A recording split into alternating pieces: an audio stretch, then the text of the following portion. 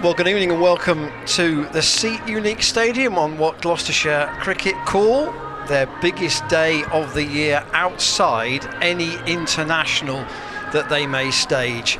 It's the derby in the T20 against Somerset, and there'll be close to 6,000 here tonight, virtually sold out. I know the club were saying they just had literally just a few tickets left. And the news with 15 minutes to go to the scheduled start is, Dan Whiting, good evening. Evening, Ian. That the toss took place on time at 6 o'clock and we're going to start at 6:30. And depending on which weather radar you look at, we might just about get away with a dry night. I'm hoping we will. I'm really hoping we will, because this has really... it's going to be an absolute cracker, isn't it? You can feel the tension mounting out there amongst the crowd. Crowd starting to build here in Bristol, and there's a real sense of anticipation here. And Somerset were only here a month ago, weren't they, in the county championship, and they beat Gloucestershire. They absolutely whooped Gloucestershire by an innings and 246 runs, which is the heaviest ever defeat for Gloucestershire in the West Country derby. And that hurt everyone to do with the club. It hurt the people in the office, it hurt the players, it hurt the coaching staff, it hurt us here in the streaming room. So, the Gloucestershire players will be looking for a little bit of revenge out there tonight, I think. Albeit it's quite a different looking team to the one that played in that championship match. First of all, news of the toss. Yeah, certainly. Somerset have won the toss and inserted Gloucestershire, and the Gloucestershire side. Ian, do you want to do the Gloucestershire side? I'll do the Gloucestershire side because it is very straightforward. They named 14, but have in the end gone with the same 11 that won at Cardiff earlier in the week. Naseem Shah, of course, back with his family in Pakistan. So the three players left out: Matt Taylor, George Scott, and second team wicketkeeper Ben Wells, a second choice wicketkeeper I should perhaps say, because he can quite happily hold his own as a batsman as well, but he's not going to do so in this game. So the side: Bracey, Hammond, Cobain, Phillips, and then the middle order's a bit flexible, probably Higgins, Taylor, Howell, Tom Smith at 8, David Payne, and then Josh Shaw and Zach Chappell, whose loan continues from Notts for the time being at least. And this really is more his format than the red ball cricket, truthfully, although he had one expensive over at Cardiff on Tuesday on that pitch that looked really, really unusual, so much so that the Gloucestershire bowled all their spinners from one end and all the seamers from the other, but ultimately the result came out the right way in the end. Yeah, the Somerset side will have Tom Banton, Will Smeed, Riley Rousseau, who's the danger man. He's been in really good nick in his Vitality Blast T20. He's going to come in at number 3. Tom Abel, the skipper, Tom Lammonby, Lewis Gregory, Ben Green, Lewis Goldsworthy, Roloff van der Merwe, Josh Davey, and Peter Siddle comes in. So there's no Marchant de Lange. He bowls 90-mile-an-hour thunderbolts. There's no Naseem Shah for Gloucestershire either. He's had to go back to Pakistan for personal reasons. A member of his family's not well. So I think it'll be pace off. I think it'll be take the pace off the ball, as we saw here in the Kent game, which I think was a hybrid pitch. It was pace off, wasn't it? And that's Gloucestershire's strength. They tend to go for a few in the power play, and then Tom Smith and Benny Howe come on, and they tend to keep it tidy after that. But the power play is where Somerset have really been good this season. So they've won the toss again tonight. They will be batting second, as they have done in all the previous 5 games that they've played. Sussex, the only team to beat them so far. But at the top of the order, Smeed, Banton, Rousseau and Abel in particular have scored the bulk of their runs. I mean, Smeed's an interesting character to me. He doesn't play first class, or hasn't played first class yet, but in this format he scores really quickly. He's got 7 50s in this format of the game in only 35 appearances. Yeah. And that for somebody of 20 at the top of the order, that's an impressive ratio. And I think, Dan, you've got some numbers on their power play just to give an indication of what Gloucestershire will have to cope with later on, or they'll have to try and quell later on. Yeah, we've got a few numbers here thanks to my good friend Sam Danning down at Taunton. He's given me some numbers. So against Kent they were 38 for 1, Essex 65 for 1, Hants 54 for 1, Sussex 64 for 2, and Glamorgan 61 for 0. So they get off to a fast start anyway. So I'm expecting Somerset to get off to a fast start in their power play, but then to be pegged back a little bit once Benny Howe comes on and takes the pace off the ball. So let's look at how Gloucestershire might cope with their bowling attack. You've said that there will be no De Lange. With Goldsworthy in there, they have the potential to have Goldsworthy and Van der Merwe as their two spinners. And they've got options elsewhere. Lammonby has been effective this season economy-wise, and Ben Green has been right among the wickets too. Yeah, he has. He got a fifer in the last game, and he's a man who does all disciplines of the game very well, Ben Green. But they've gone for Peter Siddle tonight, and Peter Siddle took a wicket with his first ball. He pinned George Scott LBW with his first ball in the county championship victory here for Somerset. But, although Somerset bat deep, it only takes one or two men to come off in T20 for you to get a big score. And if James Bracey's in good form, he's got a couple of 50s already this season. He got one the other day at Glamorgan. And Glenn Phillips, he's the danger man. He'll be the man Somerset want to see back in the hutch pretty early, because he can take a game away from you pretty quickly, can't he? Yeah, and we'll just to paint you the picture of where we are on the ground tonight. You can see the picture of the pitch. Obviously, it looks fairly centre. It's 4 off the middle. And looking from the pavilion end towards the apartments, the shorter boundary is towards the Mound Stand side, the longer boundary towards the Kennington Avenue side to the left, as you see on your screen. So it's the same sort of practice, or the same strategy, I'm sure, for Gloucestershire. If they can, they will attack the straight boundaries because they are the shorter ones. They'll try and run their 2s and 3s square of the wicket, and a lot will depend on the length that Somerset bowl. That they'll try and give them nothing to drive, force them to play square, and that makes the boundaries harder to hit. But Gloucestershire will know that with a game tonight and a game tomorrow at Hove against Sussex, which you can watch on the stream, of course, courtesy of our friends at Sky, who are doing the game tomorrow, so that game will be available to watch. They'd love 4 points out of these two games. That would really help them. Obviously it's the London derby tonight, the Surrey-Middlesex derby is tonight, and Surrey look as though they're an inexorable force at the top of the table at the moment, don't they? Oh, they just look differently. Lancashire look a good side in the Northern Group as well. They had a good win last night in the War of the Roses up at Headingley, and they look a decent side. But in the Southern Group, Surrey look a different league to anyone else. And then you've got this one here. If Gloucestershire win this, they go above Somerset. Gloucestershire are 4th, Somerset is 2nd, and it's anyone that is capable of beating anyone in this Southern Group, I think. Even Kent, Kent have had a torrid start to the year, but I think they're capable of beating sides. Hampshire have had a bad start, but they look like they're coming good now. I mean, they're coming here next Saturday with Ben McDermott and James Vince at the top of the order, so anyone is capable of beating anyone in this division. And as Hampshire's record would tell you, that they have often put together runs to time themselves into the top 4 just at the right moment. It's all right being in the top 4 after 7 games, but there's 14 games in this tournament in the group stages, and if you're only in the top 4 after 14, well, that doesn't matter. That's the important stage. And Gloucestershire know that home advantage for them is a big factor, and the players, I think, were very keen to emphasise after that win at Glamorgan on Tuesday that an away win was a real fillip to them after having a washout here last Friday. I think you're right. I think home form, especially here at Bristol, the ground is very big to the sides and quite short straight, and you don't bowl length balls because you go back over your head here at Bristol, and I think home advantage here in Bristol. They won 2 out of 2 here in Bristol. 2 out of 2 plus an abandonment, yeah. Plus an abandonment. So this will be crucial. If they can win 3 out of 3 plus the abandonment, it could be Fortress seat unique, Ian. Well, hopefully so. There is a little bit of dark cloud over the pavilion, but at the moment there is no threat of rain. Lights are on, obviously.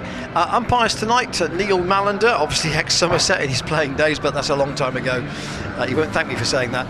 And Paul Baldwin and James Whittaker is our match referee. So just to remind you of the teams at Somerset from their squad have left out George Bartlett, Jack Brooks and Marchant de Lange, and Gloucestershire have left out Matt Taylor, Ben Wells and George Scott. And Dan was talking about the pain, in inverted commas, of that championship game here earlier in the season. It's a long time ago, but Gloucestershire will not have forgotten that Tom Lammonby innings in the last game of the group stages last year, where Gloucestershire appeared to have several chances in those sort of games 12, 13 and 14 to get into the quarter-finals. Ultimately they were left to go to Taunton knowing that a win would get them in, and Lammonby struck 90 off 36 balls, and he's done nothing before like it and nothing since like it, and that is what can happen if it's your day, and everything goes out of the middle. Yeah, Exeter lad, he made his debut in 4-day cricket actually in August 2020, but it was in his fourth game he got a maiden 100 against Gloucestershire as well in 4-day cricket, so he obviously likes playing against the Shire. And he can bowl too, and he's in the side tonight. And one of our camera colleagues outside has just put his hand out and said, unfortunately, that there is a little bit of mizzle in the air at the moment. I don't think it's going to be anything that's going to keep us from starting, but we hope it's not going to be one of those frustrating on-off kind of evenings where obviously Duckworth Lewis Stern comes into play. Mike Turner's our Duckworth Lewis Stern manager tonight on the ground, so he'll hope for a quiet evening, but as you can see, the Alfred the gorilla there seems to be enjoying himself, the Gloucestershire mascot, named after a famous primate at Bristol Zoo back in the 1930s, I believe. So there he is. Yeah, there are the umpires. Paul Baldwin on the left as you look, and Neil Mallender on the right. Guard of honour being set up for the players to come onto the field. Somerset in their pink and black kit as usual, and Gloucestershire in what has become a now very familiar kit. The Gloucestershire started life in coloured clothing with sort of an Oxbridge blue, a light blue and a dark blue, but it's very much gone to the yellow and black now, and with the lights brightly on and people making their way in. I mean, the gates were open at 4:30 today, and I think quite a few people were trying to sort of beat the rush hour, get in early, and also make sure that they could park as close to the ground as possible, because that's the one thing about the location of the ground here in Bristol. It's in a very urban area, and parking with 6,000 or so in the ground is challenging. Yeah, it's really starting to fill up here as well.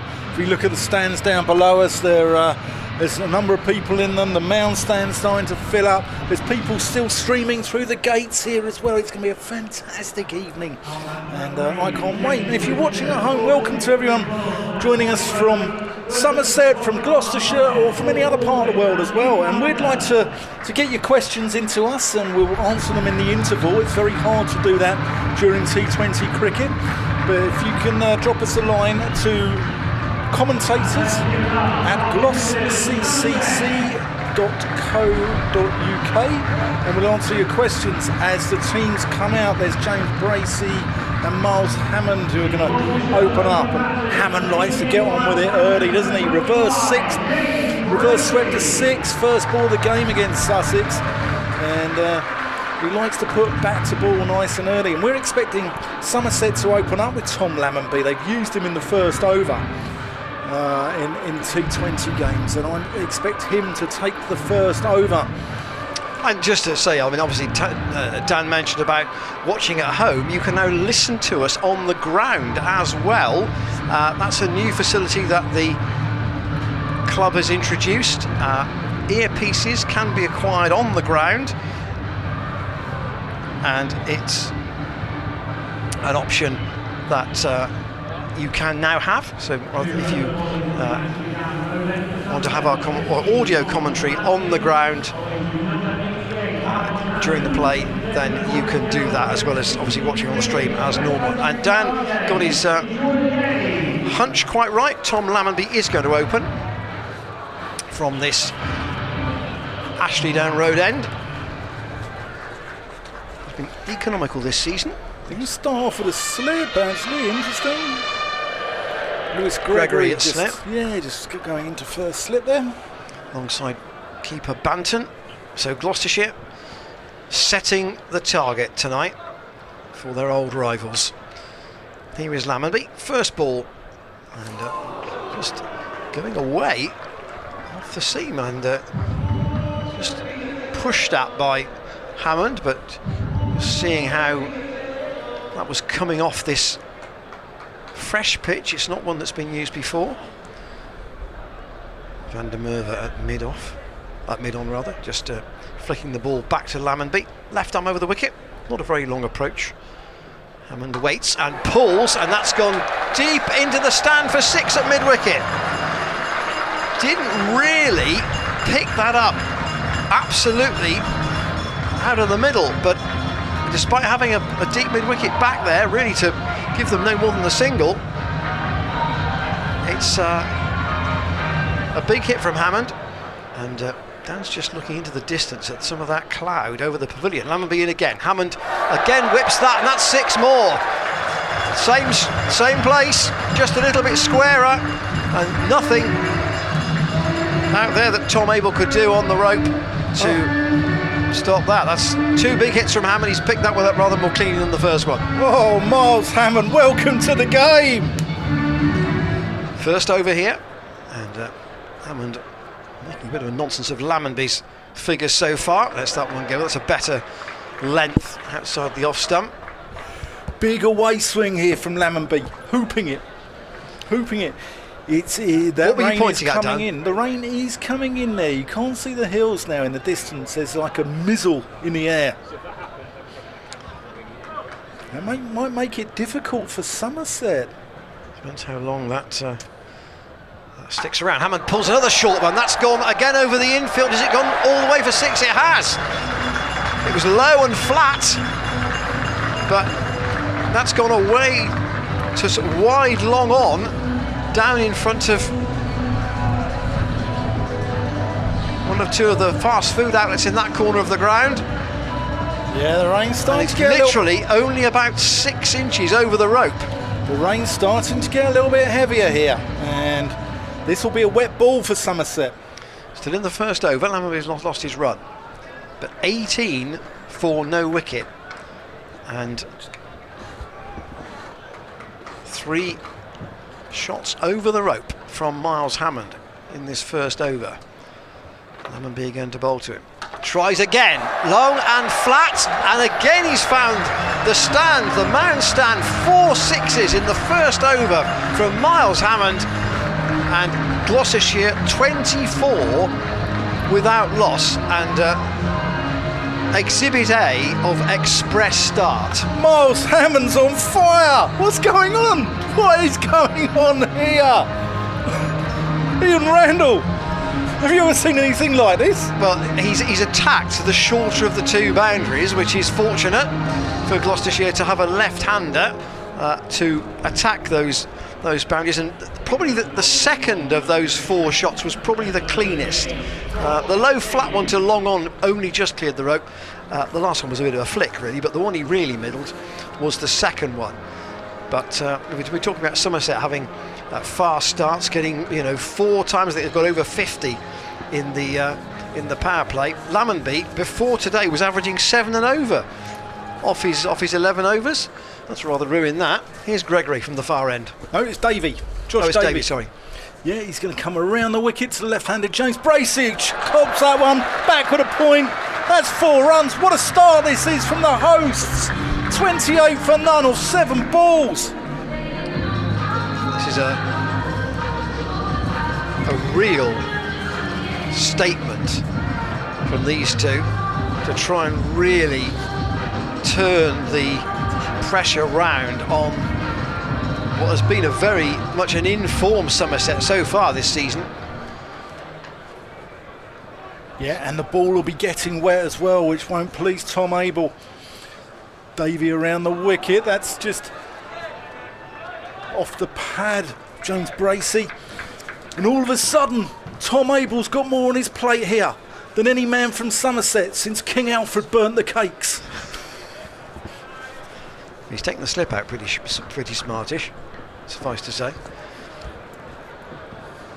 Isn't that strange? That missile is lifted within about 3 minutes over the back of the pavilion. It looked horrible during that last over. It's now lifted again. Davey into Bracey, who just plays that into the onside, and that's well fielded there by Tom Lammonby. Yeah, I mean, I'm sure Somerset would, apart from anything else of their record batting second this season, they would have looked at the forecast and said, right, if there is just the chance of rain around, you always kind of want to bat second, because the shorter chase tends to favour the team batting in that situation. But here, Gloucestershire off to an absolute flyer. Davey in from the pavilion end. Bracey goes and tries to play it, tries to ramp it down to fine leg. He's slightly down the leg side, but Neil Mallender there not giving a wide because he was so far across Bracey. That was the point. Exactly. In his normal stance, I think that would have hit Bracey, and batsmen can't manufacture a wide, so that's why it's not given there as a wide. But it was an enterprising shot from James Bracey. Davies also got a man out at deep square. Here he is around the wicket.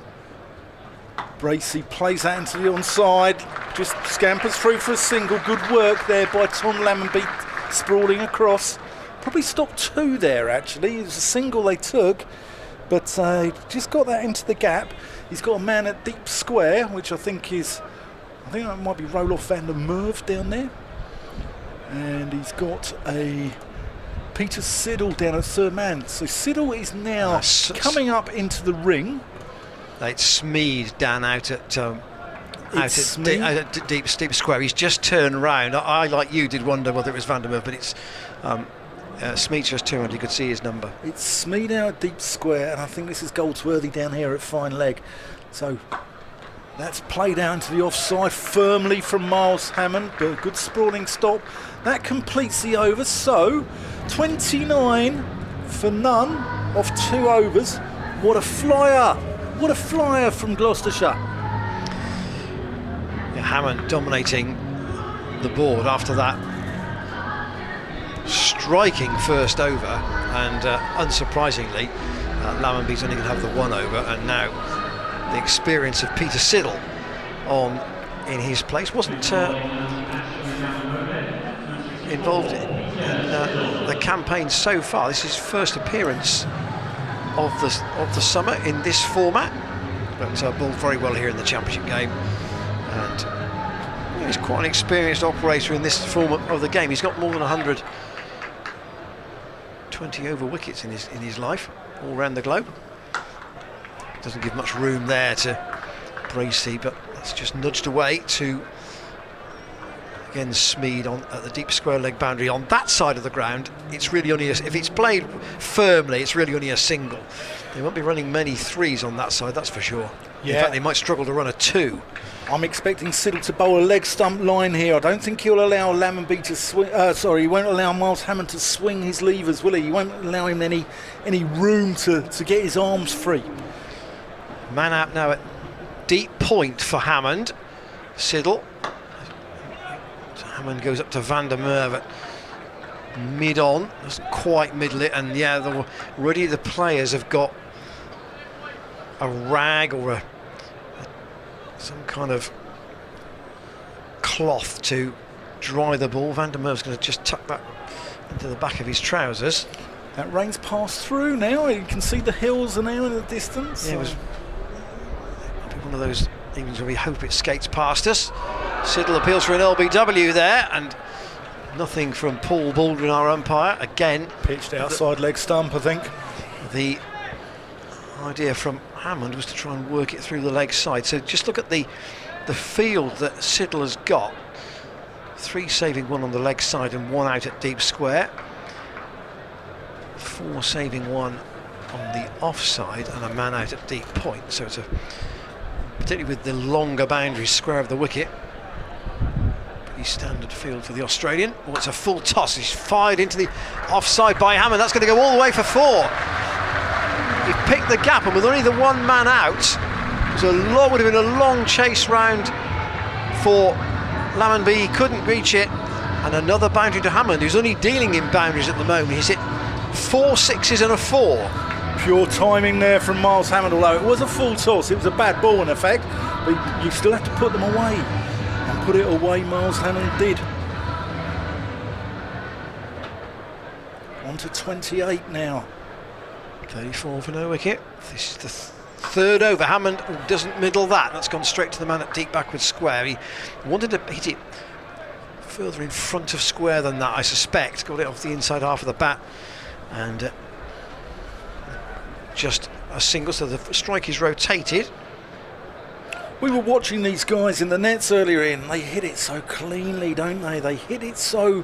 I mean, yes, they're powerful guys, but they also, it's timing as well, isn't it? Hammond's top score this season in this format is 31. He's nearly there already.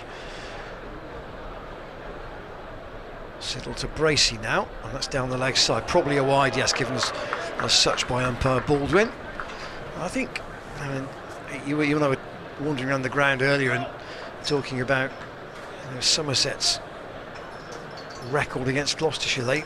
The overall head-to-head, they're fractionally in front, but most of those wins have been at Taunton, and Gloucestershire would love to give them a big chase here to really test them.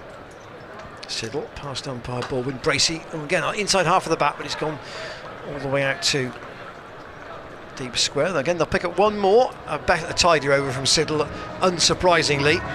He conceded 8, but 37 for no wicket off 3 is even allowing for a couple of overs that have only gone for a little more than a run a ball. The start given them by Hammond off Lammonby is just going to cushion everything for this power play, Dan, isn't it? It certainly is, and it's really, really, he's grabbed the bull by the horns, as they say, isn't he? And Dale's been talking about making things happen, and Brendan McCullum's done it for England as well, and Miles Hammond is making things happen here from ball 1. Here's Davey into Bracey. Short ball, and he goes pulling, and he's got that one back on a square into the gap, and that's going to be 4 runs. Lovely shot, lovely placement there from James Bracey.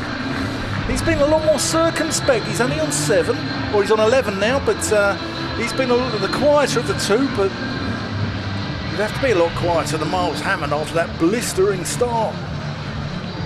He hasn't had quite as much as the strike, but he will know that having got 250s already in this format, and I think he probably would say himself he played better at Cardiff for the second of those than he did when he made the 70 earlier in the tournament. That was if you can have such a thing, it was a bit of an ugly knock, and the umpire now is just talking to what's going on one here? of maybe Tom Abel. They're asking Sawdust. Yeah, I was going to say that Tom Abel was just having a very pleasant conversation with Neil Mallender, but Tom Abel wouldn't be anything other than pleasant. He's one of the nicest guys in county cricket, and it's pretty clear that the bucket was necessary. Josh Davey just seeing some movement of his front foot and just putting that sawdust down at that pavilion end.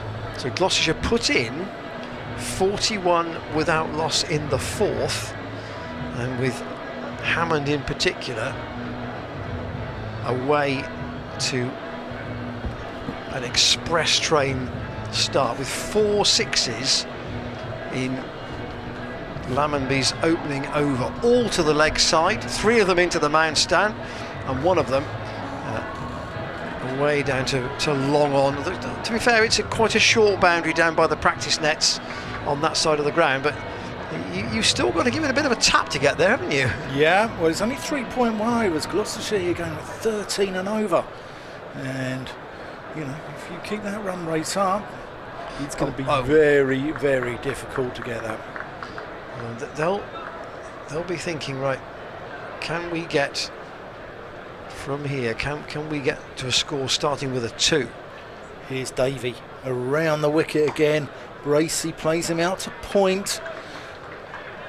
But the key probably will be how and when does Tom Abel introduce the likes of Van der Merwe and Goldsworthy, who can, take the pace off the ball. And so often at Bristol we've seen that the bowlers who do take the pace off, or whether they be a spinner or a versatile seam bowler, can be more effective. Bracey using his feet just about gets that over the fielder there at extra cover. I think it was Lewis Gregory there, Tom Abel himself at extra cover.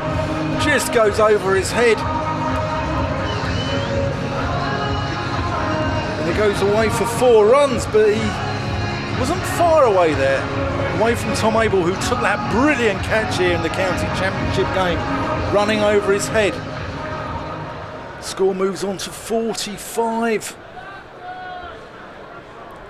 Here's Davey.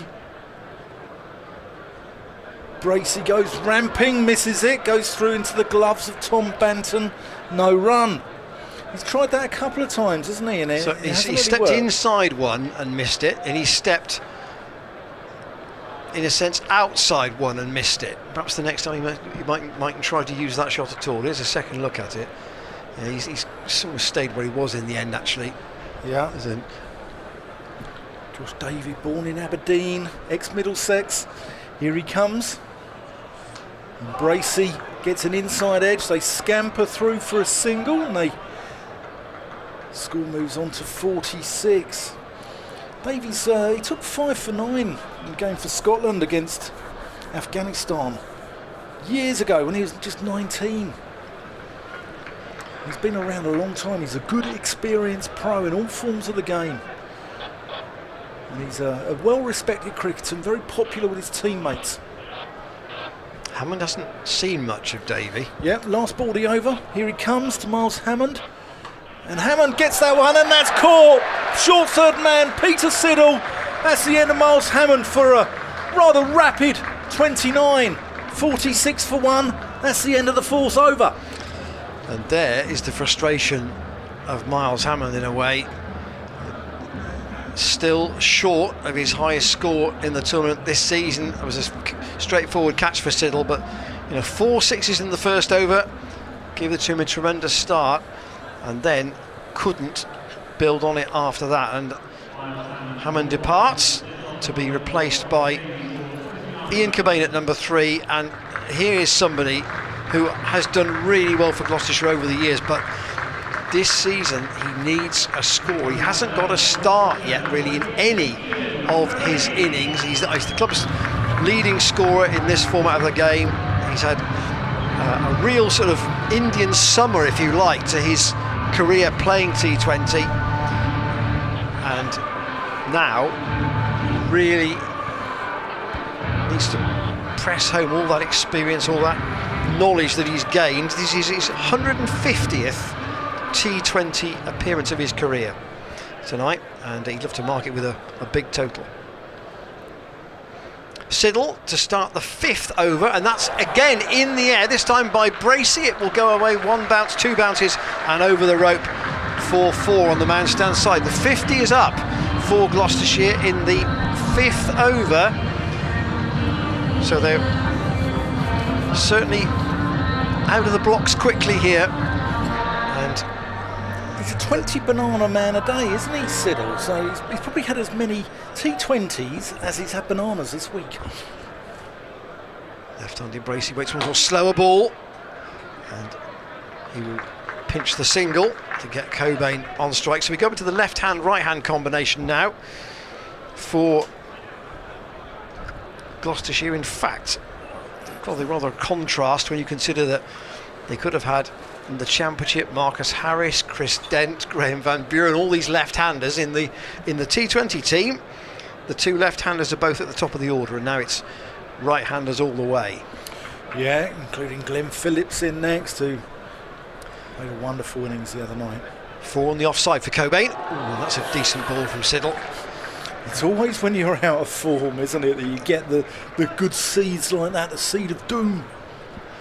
Yeah, Cobain at the moment hasn't really made an impression so far, but this is the night to do it. That early mizzle has passed us over. There might be a bit more in the distance looking over the back of the pavilion, but it's bright at the moment. And here is Siddle into Cobain. He's away. Clip that past the man at short fine leg. It might go all the way to the rope for 4, and it does. He's timed that really much better than it looked from our commentary position. But he got across his stumps, clipped it away, and it just shows how fast the outfield is and how, relatively speaking, over the last couple of months we've had not much rain to give it any kind of moisture. It's been fast all season here at BS7 though, hasn't it? It's been really quick all season. 55 for 1 as you were in the 5th. Siddle to Cobain, that's almost Yorker length, and it's dug out and well stopped by Ben Green under the hat. Well bowled there, Siddle, using all his experience there, firing in that leg stump Yorker, not giving Cobain any room to swing his arms. Green's got a big area to cover there on the leg side, and they're going to drop him out now, right onto the boundary. So they might think about giving Cobain's got a single anyway, he wants it on the leg side. And that's down the leg side from Siddle, and that's going to be a wide. I think we'll see Ben Green come into the attack pretty quickly. He got 5 for the other day, didn't he? And bowled very well in their game on Sunday down at Taunton. And yeah, I'm expecting to see him. He looks resplendent with his moustache as well, doesn't he, Ian? He looks like, remember Fairfax and Carstairs from Hello Hello, the Airmen? He looks like one of those guys. Gregory's at mid-on, walking in as Siddle again fires it down the leg side. That'll be a wide too. And his radar's just gone at the moment, Peter Siddle. And Gloucestershire up to 57 for the loss of Miles Hammond. 24 in 6s in the first over, and then a boundary and a single, and then his dismissal. Siddle again.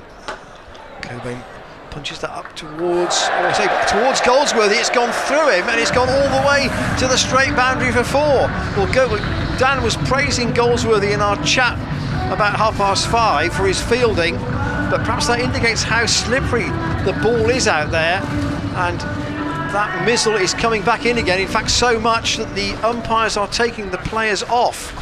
So they're clearly concerned about this shower. It is 61 for 1 after 5 overs, and with the rain falling, umpires Baldwin and Mallender have decided that they are going to take the players off, with Bracey on 21 and Cobain on 8, and one hopes that this isn't going to last too long here at the Seat Unique Stadium. There isn't a lot of cover for spectators here. The umbrellas are up pretty quickly, and the ground staff bringing on, interestingly, not only the covers for the actual pitch itself, but the run-up covers at the far end are also coming on. So maybe they think it might be more than just 2 or 3 minutes. Yeah, I think what happens with the umpires is once one side starts getting an advantage over the other, and probably Gloucestershire would have had an advantage there. I mean, we saw Siddle spray a couple down the leg side with a couple of wides there. Goldsworthy misfielding one there, and once one side starts to get the advantage over the other, it's only fair that the umpires then take both sides off the field. But yeah, the cover's coming on, and I think we might be here. We can start to see the hills in the distance, but that's where it's coming from. It's coming from over in the west and or the southwest. And once you can't see those hills away in the distance over the pavilion, we know it's on its way. Ian Randall, the weatherman here, the meteorologist of Gloucestershire cricket. And what do you think, Ian? Do you think we're on for a little spell? Well, it's been an odd sort of 23 minutes playing away. We started under reasonably bright conditions, but we could see the rain was looming over the back of the pavilion. Yeah. That seemed to skirt round us. We feared that, and then the sky brightened again. And although the conditions on the horizon are not as bad as they looked maybe 20 minutes ago, the rain on the ground has been bad enough for the umpires to take the players off. Hopefully it won't be long. So they've only put the covers on at one end for the bowlers' run-ups, which is slightly unusual. Yeah. I would have thought if I was a bowler at this end, I would quite like the run-ups to be covered, unless they think that that's the more vulnerable end. All the players are out on the upper part of the pavilion, just looking out. But I mean, Miles Hammond's opening over off Tom Lammonby. You don't normally see a real blistering start like that. And Hammond made it very clear there was a short boundary to be attacked, and he was going to attack it. Yeah, some of those deliveries weren't even that short, and Hammond picked the lengths early, rocked onto the back foot and pulled him. And you know, I know it's not a big boundary over there and they'll be targeting that, but it's a really, really fast start. But they'll need it, because this Somerset side bat all the way down. Josh Davies no fool with the bat, number 10. I'll just go through their lineup. I mean, Banton and Smeed, they're going to get them off to a flyer. Rousseau's been the man in form. He's been the go-to man for the Sidermen. Abel, Lammonby, good players in the middle. Gregory, he hit some big sixes. He did in the 4-day game here. He peppered the Jack Russell, and the Marker Lane stands down below us here in the 4-day game. Ben Green can bat. Goldsworthy can bat. He's more of a placement guy, Goldsworthy. He's a small guy, bowls a bit of left-arm spin, Cornishman. And then you've got Van der Merwe, who's a good all-round cricketer. He'll bowl a little bit of left-arm spin as well. Davey. And then Siddle probably is the guy who can't bat. They've left out Marchant de Lange, who can club a ball a long way. He's a big man, bowls at 90 miles an hour and whacks it a long way. But they've left him out today. They think sort of Peter Siddle's experience, probably the way he bowled here in the 4-day game, may have had maybe a little bit of influence. Just looking to our left, the ground staff have now brought on the bowler's run-up covers at the Ashdown Road end, and they're going to get the covers from the mound stand side, and that is not an encouraging sight, because the more covers you put on, the longer it takes to get them off. And I just wonder, Dan, just thinking about the fact that Gloucestershire have got off to such a quick start, wonder whether they thought that it might be, obviously they'd lost the toss and they're being put in, whether they would have looked at the forecast and thought, right, it's going to be it could be an interrupted type game. We've got to put ourselves right at the head of the run rate, so that any kind of calculation when it's rolled forward under Douglas Lewis Stern, particularly if we only lose one wicket or no wickets at all, if you advance it will give Somerset a really big chase later on. Yeah, it will definitely have come into the thought process of Dale Benkenstein and Jack Taylor as well together, the think tank behind Gloucestershire's T20 campaign here. And I think they've definitely had one eye on the weather. I know they say they don't. They always say that it doesn't come into play, but that's bunker man, isn't it? It really is. I mean, those are fairly light covers, and they're not putting the covers down with blocks on the corners as they sometimes do to really fit them into place. But it's still an extra cover to get off once the umpires see that play can resume. But they've covered most of the square now towards the mound stand side of the ground. Obviously, we started on time at 6:30. It's such a shame, isn't it? Because there's a big crowd in here. You know, a lot of youngsters enjoying the evening out here in Bristol. And actually, I kind of hesitate to mention this now. I did look it up earlier on today. When T20 cricket started, the Gloucester Chief Executive, Tom Richardson, was very enthusiastic about it, and particularly about the Somerset match, and the rain record of the early games against Somerset was terrible, and I think there have been something like 7 abandonments across the piece not just here, but also at Taunton, and it was almost one of those things that you could almost order rain at sometimes during Tom Richardson's spell at the club for derby matches against Somerset, and it is unfortunate because people will have been looking forward to this, and they've seen a very exciting 20 minutes, but unfortunately the umpires have taken the players off, and it looks as if that other cover is also now going to be brought on from the Kennington Avenue side of the ground, so there will be probably a good 15 minutes to get these covers off once the umpires decide that play can resume. But at the moment it is very grey and gloomy over the back of the pavilion, even though the rain itself is not that heavy. There are some umbrellas up, but there are still a lot of people sat in the man stand in the open, and it's just that annoying level of rain. It's just enough to keep you off, but it's not such a deluge that you would say we're going to lose the match completely. It's like having a stone in your shoe, isn't it? It's that sort of annoyance. That's a very good way of putting it. Yeah. And actually, if you're a keen Gloucestershire supporter, you might remember, I think it was last season, Gloucestershire was used to play Hampshire on a Sunday afternoon, and the rain was a bit like this. It was just enough to keep the players off, but it was not enough for anybody to get really saturated if you were out in it. But the crowd at the moment are being very patient. All those spectators on the Hammond Roof Garden underneath the big wide sponsored lager umbrellas that are up there. They're in front of the Thatcher's bar, and the scoreboard says 61-1 Gloucestershire after 5 overs. The bowling figures, I don't think Lammonby will want to hear his. 1 over he bowled, and that cost 24. Davey 2 overs for 14, and Siddle 2 overs for 23. Dan's got an app on his phone. What's it saying? Yeah, I'll come on to that in a minute, but they say in the power play, dot balls are a hot ball, don't they? And Tom Lammonby will be very pleased that he bowled 2 dot balls in that first over. It's just a shame that the other 4 all went for 6. So, but yeah, I'm looking at the rain coming through, and this is the Met Office app here, which is saying 7 o'clock, which it is at the moment. We've got a 20% chance of rain, and we're in that 20%.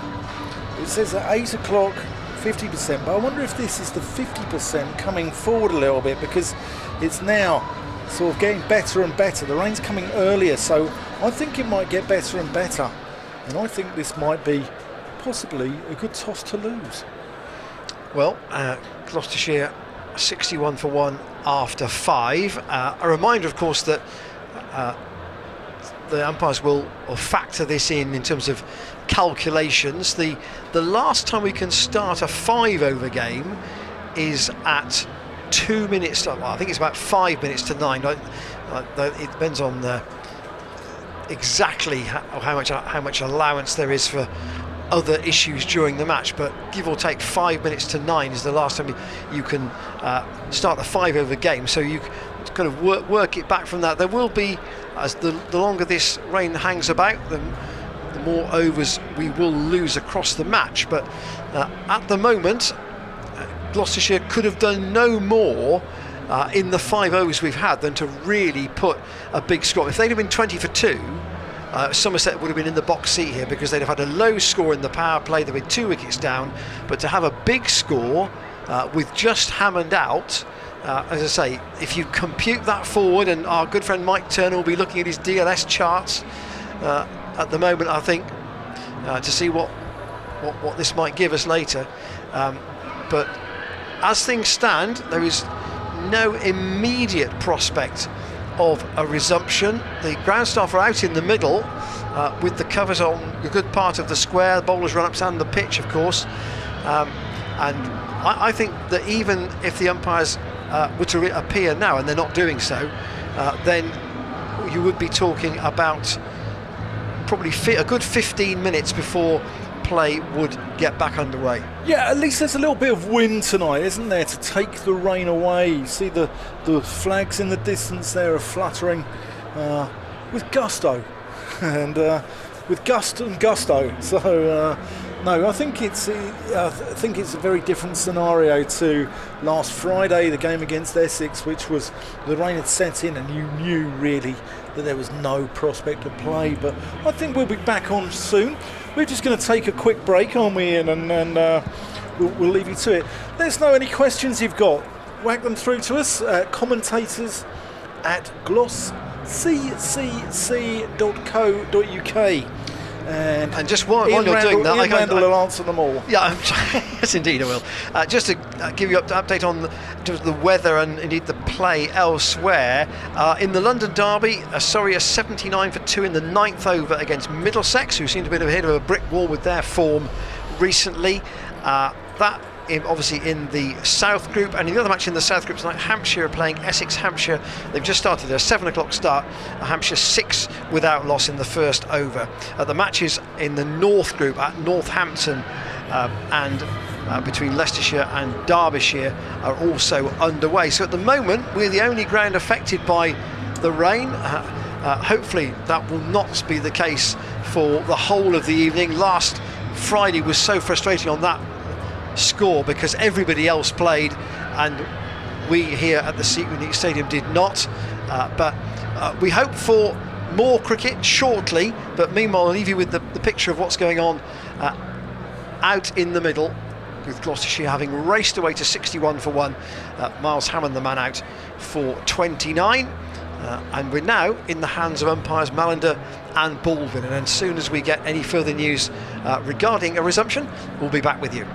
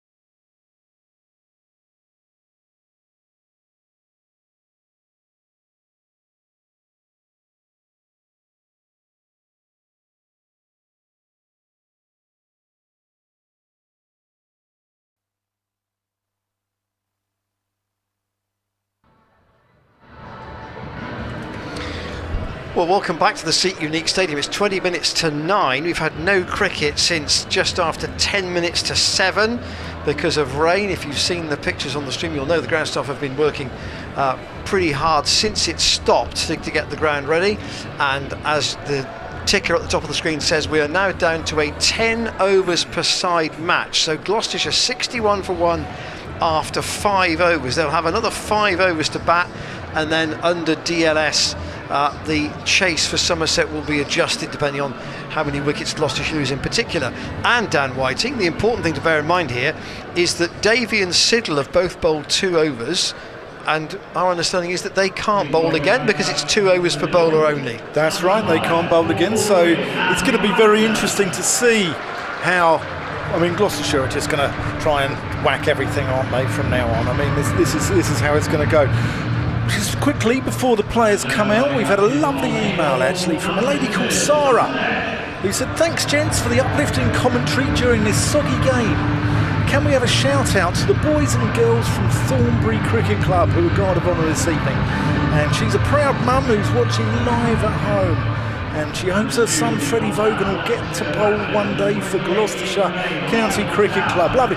Part of the beauty of these games, Vitality Blast games, is the amount of kids here, isn't it? It really is lovely. It's fantastic to see that, and you know, I think they're the next generation, they're the future, and this is what it's all about, isn't it? They need to have brought their waterproofs tonight though, otherwise they'll go home very, very indeed quick. Anyway, teams are back on their way, as you can see. Gloucestershire will have 5 overs to bat. It might mean they might change the batting order a little bit. Phillips almost certainly will come in at 4. Then Howell, Taylor, Higgins in any order possibly for the next 3. Depends how far we get, but we're going to have spin from the pavilion end. So Peter Siddle's finished for the night, and Roloff van der Merwe is going to have a bowl from the pavilion end in what is now very clear conditions. We've got on the horizon no evidence of that murky mizzle that we had earlier on, and it really has blown through and brightened up, which is exactly what the radar said it would do. Almost tropical, Ian. Ian's got his swimsuit on, so but we're going to see Roloff van der Merwe bowling to James Bracey, who's going to resume his innings on 21. Cobain's at the non-strikers end, he's on 8. So it's 61 for 1 off 5 overs, and here's van der Merwe going to get us underway. And that's an inside edge, thick inside edge from Bracey, and he scrambles one down to fine leg, down to Josh Davey at short fine leg. The field is now split, so the field is now spread. The power play is now over. So you allowed Tom Abel's just allowed 4 in the ring.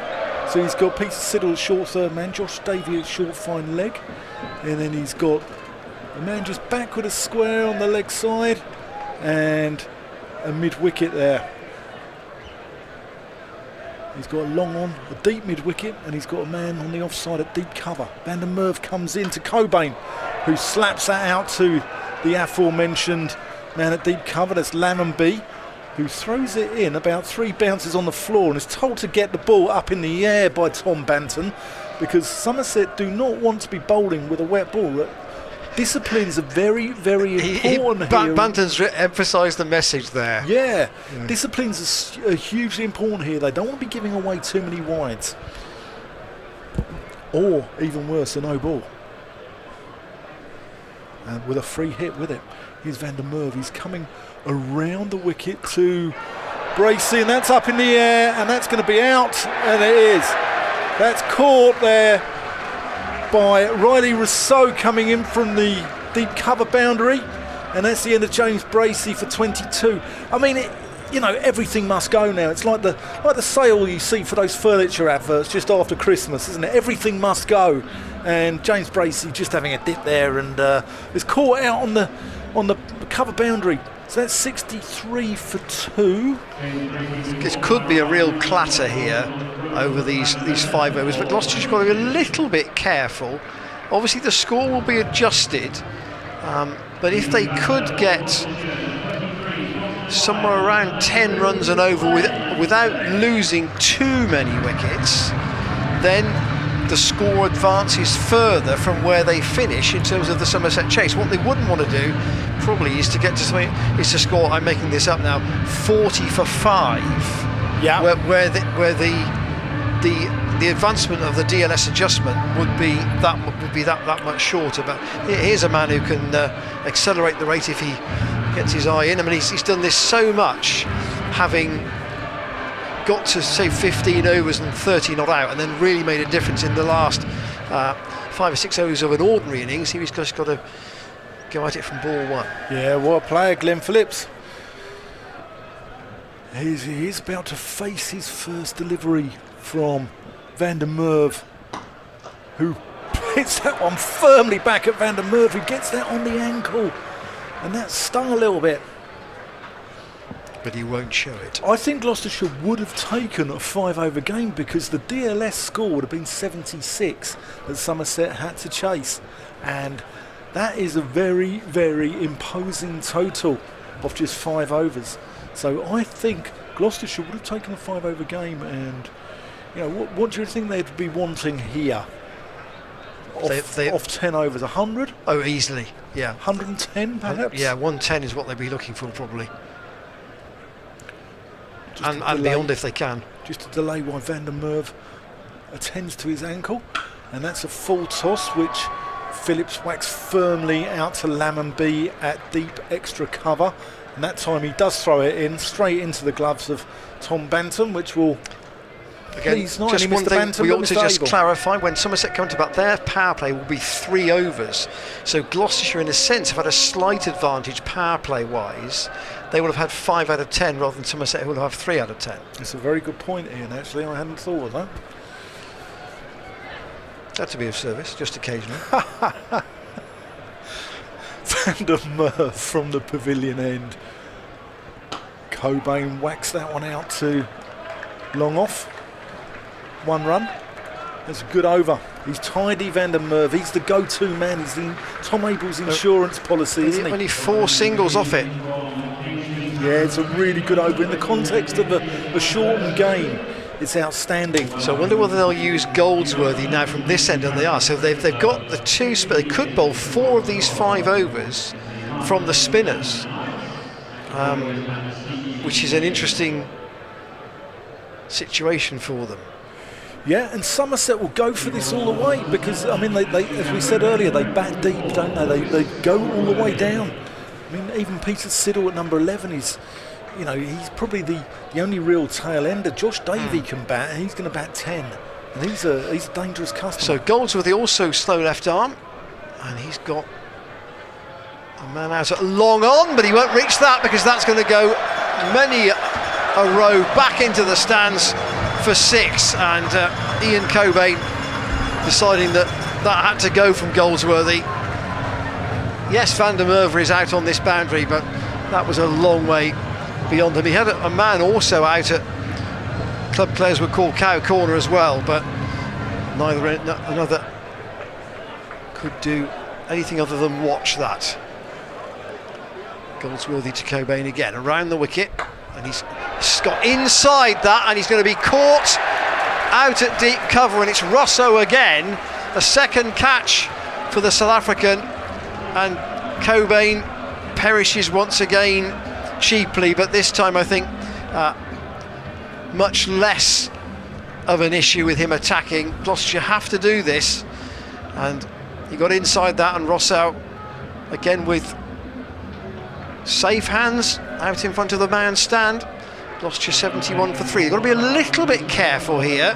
And Jack Taylor, we did say about the order being flexible. Jack Taylor's coming out at number 5 as the skipper, and he would often batting lower down the order. In fact, in the last 2 or 3 seasons in particular, he's almost been what the England rugby coach Eddie Jones calls a finisher. Well, this is a finisher type situation with only 3 overs to go after this, and Taylor promoting himself and backing himself in this situation. Yeah, he's batted very well in the game against Sussex. He batted well. Here's Goldsworthy again around the wicket. Quite a round arm action. That's flat batted down the ground by Jack Taylor, but there is a man out on the boundary at long off. Gregory's down there. And Somerset have got 5 men on the rope. Goldsworthy with the towel tucked into the back of his trousers. Goldsworthy to Phillips into the ground, and then on the bounce up to Van der Merwe. They'll take 1. So since play has resumed, you've had the 1-6, but everything else has been a single. Yeah, I mean, do you think Somerset will start to tinker with their order as well? We'll come on to that in the interval, I think. That's one for the interval, isn't it? Goldsworthy again, and that's 6 more. That's really clean, and Jack Taylor's really middled that. That's gone well into the stand. It may have even gone up off the apartments and bounced back in. That's the short straight boundary. Gloucestershire up to 79 for 3. Clean hit there from Jack Taylor. 2 6s in this over. Goldsworthy again round the wicket. Taylor goes low and flat. Didn't middle that one quite so well. Again, Van der Merwe comes into the game. At long on, they'll rotate the strike, and the end of an over that's cost 15. That's a bit better. So 80 for 3 off 7 overs of this 10 overs per side match. And both the spinners have taken a wicket in their 1 over since play resumed. Now Van der Merwe's bowled 1 over for 4, but he's not going to bowl the 8th over. So another change coming here from Tom Abel, and Ben Green is going to bowl from the pavilion end. Yeah, bowls nagging medium pace. Ben Green, he bowls good areas, and he was very good in the game last weekend.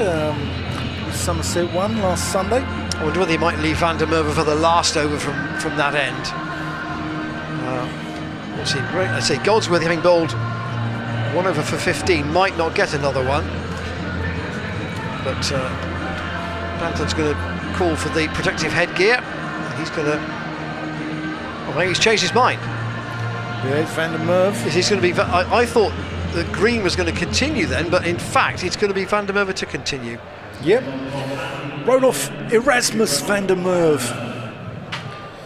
One of only 15 players to play for 2 international teams in one-day internationals, actually. Van der Merwe played for South Africa and the Netherlands.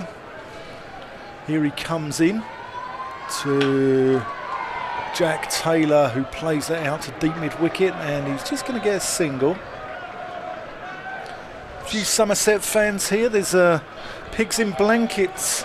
Lads all over there in the crowd, over in the mound stand, seem to be enjoying their night. Seem to be enjoying the good old-fashioned Bristol hospitality as well. Putting their money over the bar, are they, do you think? Indeed.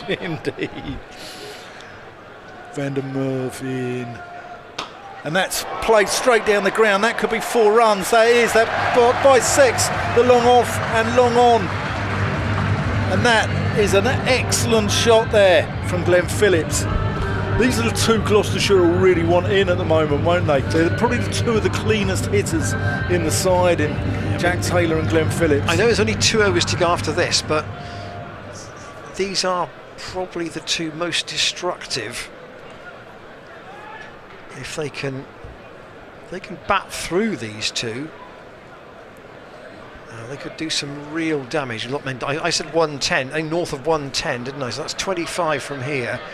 He might even be pushing up even further than that. Yeah, a low full toss is often a good ball in this format, isn't it? But didn't matter to Glenn Phillips. Here's Van der Merwe to him, and he plays that one down the ground. Just going to get just an easy single down to long on.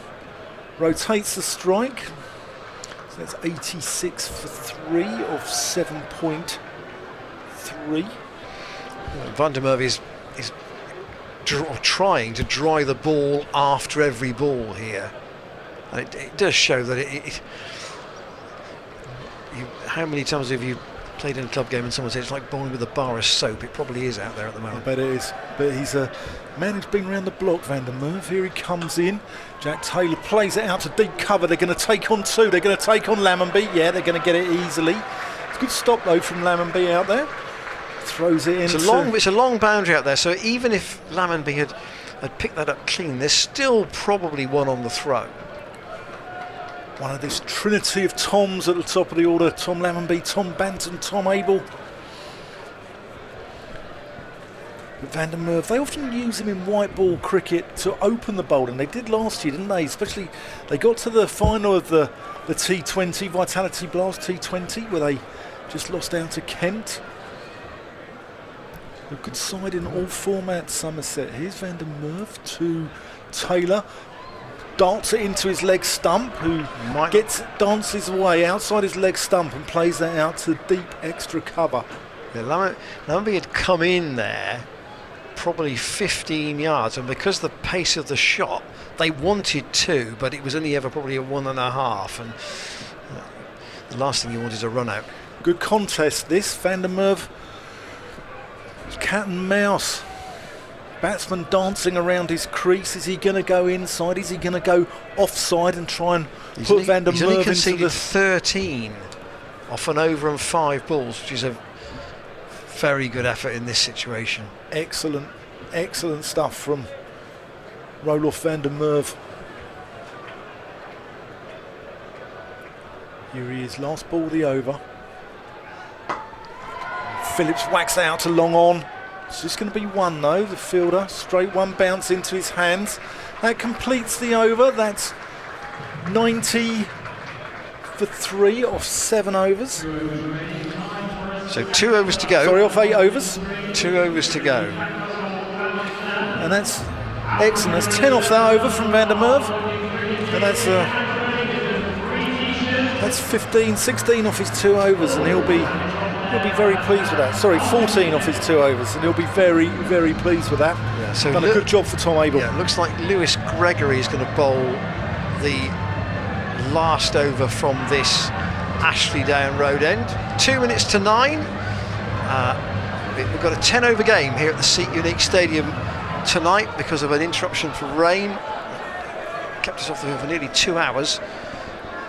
And Gloucestershire was 61 for 1 after 5, and they've added 29 in 3 overs. Remember, if you're watching this at home as well, wickets lost are vital here because it's going to be a DLS calculation.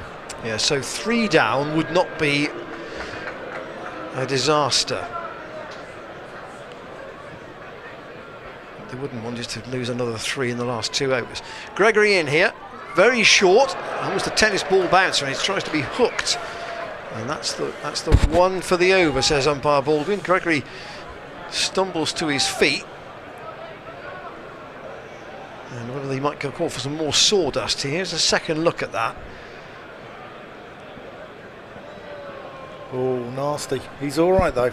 It's a nasty fall, and no one wants to see anyone get injured. There's a fine line between getting the game on and, you know, players having an injury, and no one wants to see any player get injured out there. And sawdust has been applied, as you can see.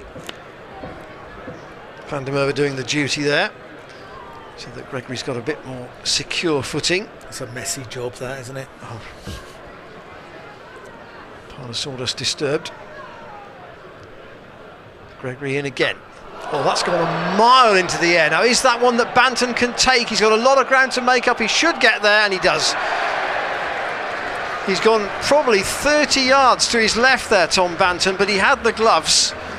And as he takes the catch, so Glenn Phillips has to make his way back to the pavilion. He gave him the room by stepping away to the leg side. There's Banton on, striding way out to the discs on the edge of the 30-yard circle, but he takes the catch and Phillips has to go. So Benny Howell walks out at number 6, 90 for 4, and Jack Taylor just having a word with Howell. So Gregory started with a dot and a wicket. Good catch that, Ian, wasn't it? I mean, always likely to be the keepers. If your flight actually takes off from Bristol Airport at the moment, it would probably be in danger. That went so high up into the air. So, no, fantastic catch there from Tom Banton. Just getting into that area wickets-wise where Gloucestershire want to be just a little bit careful. Benny Howell is in at number 6. He's fired that straight down the ground of a full toss. It's a good stop, very good stop by Ben Green. That was 104, and he just timed the dive correctly and kept Howell down to a single. So Gregory in this 9th over has only conceded 1 run. Very good. Off 3 balls. Very good. And he's taken the wicket. So this is a big effort from Lewis Gregory. Has been capped, of course, by England in T20 cricket, but not in any other format. Full toss again.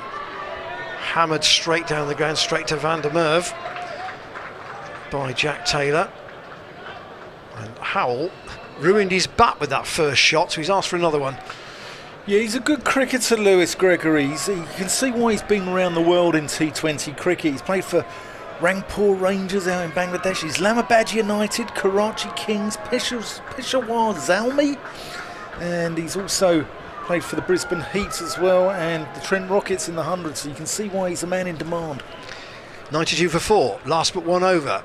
Gregory in, Howell squeezes that out in the offside. Very good stop by Abel on the edge of the circle, extra cover. They'll only take 1,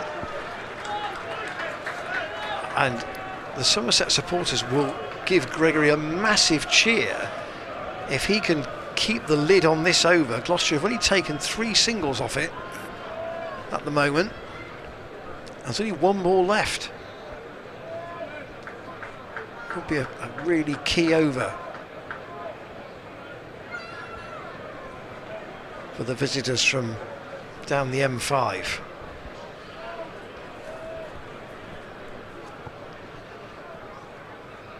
Gregory's last ball. Look for 2 if they can here. Taylor's worked that out to cow corner. They're going to come back for the second, and Gregory, who doesn't break the stumps, I think, with the ball. Umpire Baldwin says that Howell was home, and Gloucestershire have only picked up 5 from the penultimate over, so it's 95 for 4. They take 110 now, I think, without any doubt. And 1 over to go, and it will be Green to bowl the last over from the pavilion end. Yeah, Ben Green, one from the Somerset production line that's produced so many wonderful players in recent years. Lewis Goldsworthy, another one. And Somerset have got their feelers out all over the southwest. And Green's an Exeter lad like Tom Lammonby, Lewis Goldsworthy from Cornwall, and they're reaching out into the whole sort of counties, aren't they? The whole sort of counties south of Somerset, and even up to South Bristol, where many Somerset fans come from as well. So, anyway. But just to remind you that whatever Gloucestershire get, that total will be adjusted upwards. Yep, here's Green in from the pavilion end. And that goes out to Benny Howell, who runs the first one hard, but it's only going to be 1. So can Jack Taylor, he'll be looking to put him, I reckon, mid-wicket long on. I reckon that's the arc he's looking at here. I mean, he's got of the straight boundaries, and I appreciate that neither of them are particularly long, the longer one is the one he's pitting towards. So Somerset have worked that out, and I'm sure that Gloucestershire will also ensure that their last over is from that end. Green in. Taylor, that's exactly where it goes, but he doesn't get enough of it, and that's gone down the throat of, looks like Riley Rousseau again, it is. And that's his 3rd catch of the innings, and Taylor departs for 15. Yeah, this hasn't quite worked out as Gloucestershire wanted in this little 5-over spell. They've had some big hits, but they haven't hit a single boundary in terms of a 4 in this spell. It's been 6s or singles or wickets. And now Ryan Higgins is coming out in the last over, and 10 and over is still quite a chase in a short game, but you've got all your wickets in hand, and Somerset do bat a long way down, so it's going to be really up to Gloucestershire's bowlers to pin them down early on. Green in, and that's a wide, and that's a bonus there. Higgins facing the... There's no crossing anymore, is there? The law of crossing is going to be obsolete from the laws of cricket come October, but they're in the county game in the UK, they're already going for it. Here's Green into Higgins, who works that one into the onside. He's only going to get one. That's well bowled, right in the block hole. Almost everything has been close to Yorker length from the quicker bowlers. They bowled exceedingly well from that horrendous start that they had, where Miles Hammond took Tom Lammonby for 4 sixes in the first over. You know, as we said, the DLS, if it was a 5-over game, would have been 76. So they really have pulled this back a little bit, Somerset. Here's Green in, and Howe goes walkies, goes dancing around there. Peel for caught behind there. They don't look particularly impressed. Banton especially. Green looks flabbergasted with that decision. Let's have a look at this on the replay. Howe goes offside, and it seems as if there was something on it. I wonder if it was pad, actually. That's clearly what Neil Mallender thought. Yeah, Neil the Ghost Mallender having none of it. Said it was a phantom appeal. 2 balls to Here's go. Green in. And that's well bowled as well. That's right up in the block hole. So last ball. So Gloucestershire have, at the moment, they've scored 8 off the last 1 over and 5 balls. Yeah. 1 over and 4, I should say. It's been excellent from 1 over and 5, as you were. It's been excellent from Somerset. Really, really intelligent bowling here. He's Green, last ball of the innings.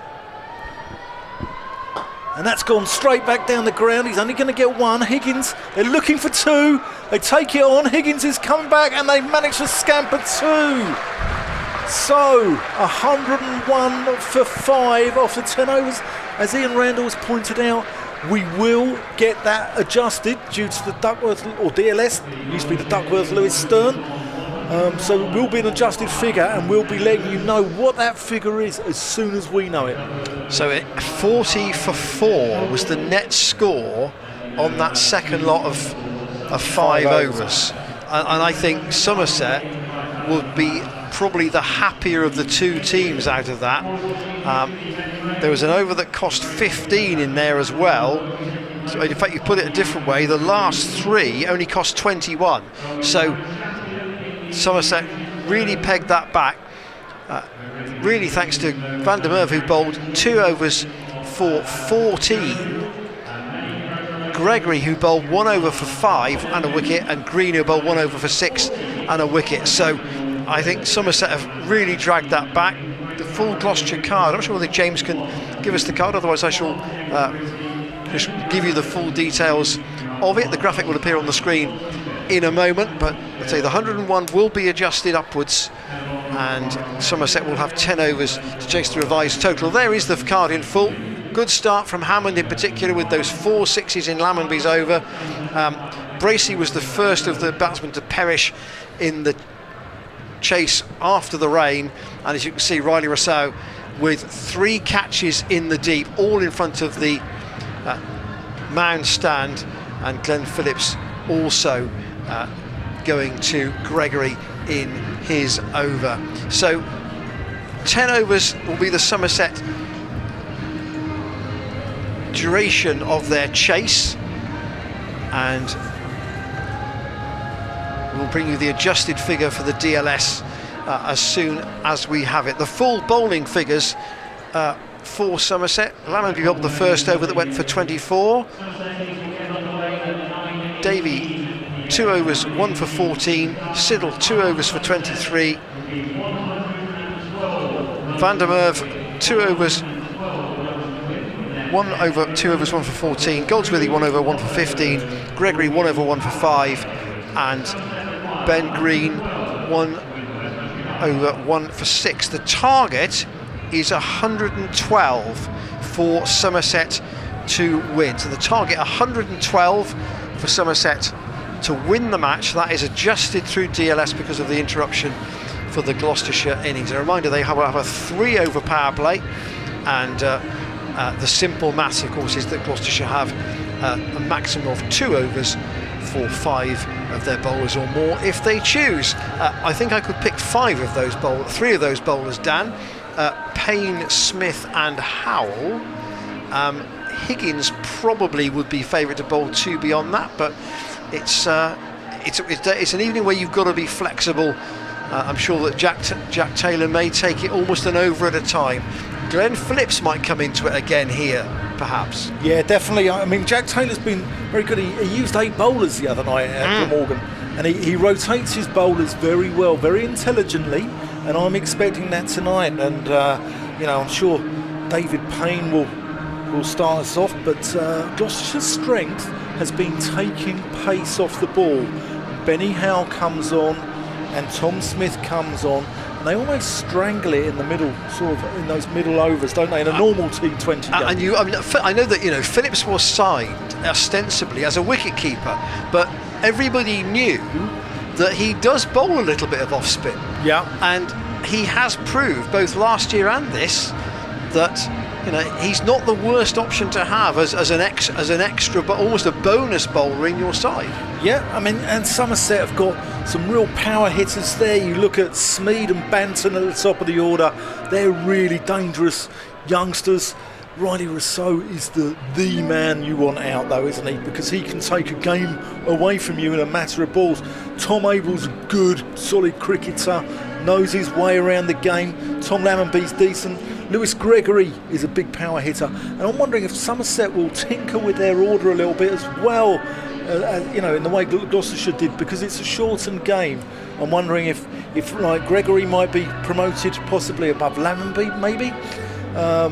And I think maybe Van der Merwe might sort of go in ahead of Lewis Goldsworthy, perhaps.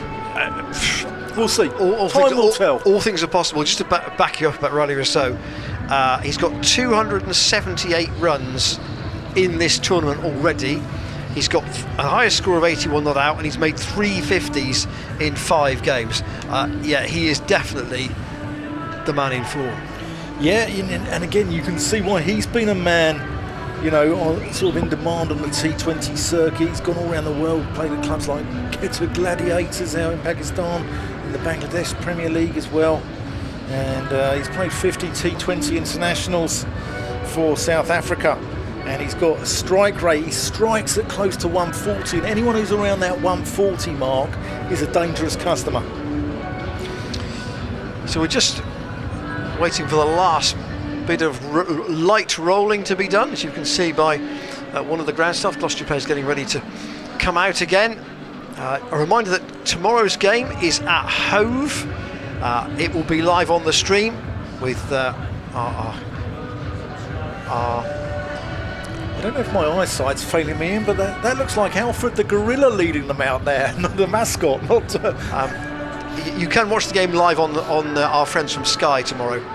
That game is being televised, and if you don't have radio with pictures, then it will be live also with commentary from Adrian Harms and Ed Seaborn on the BBC Sport website. So you can follow it.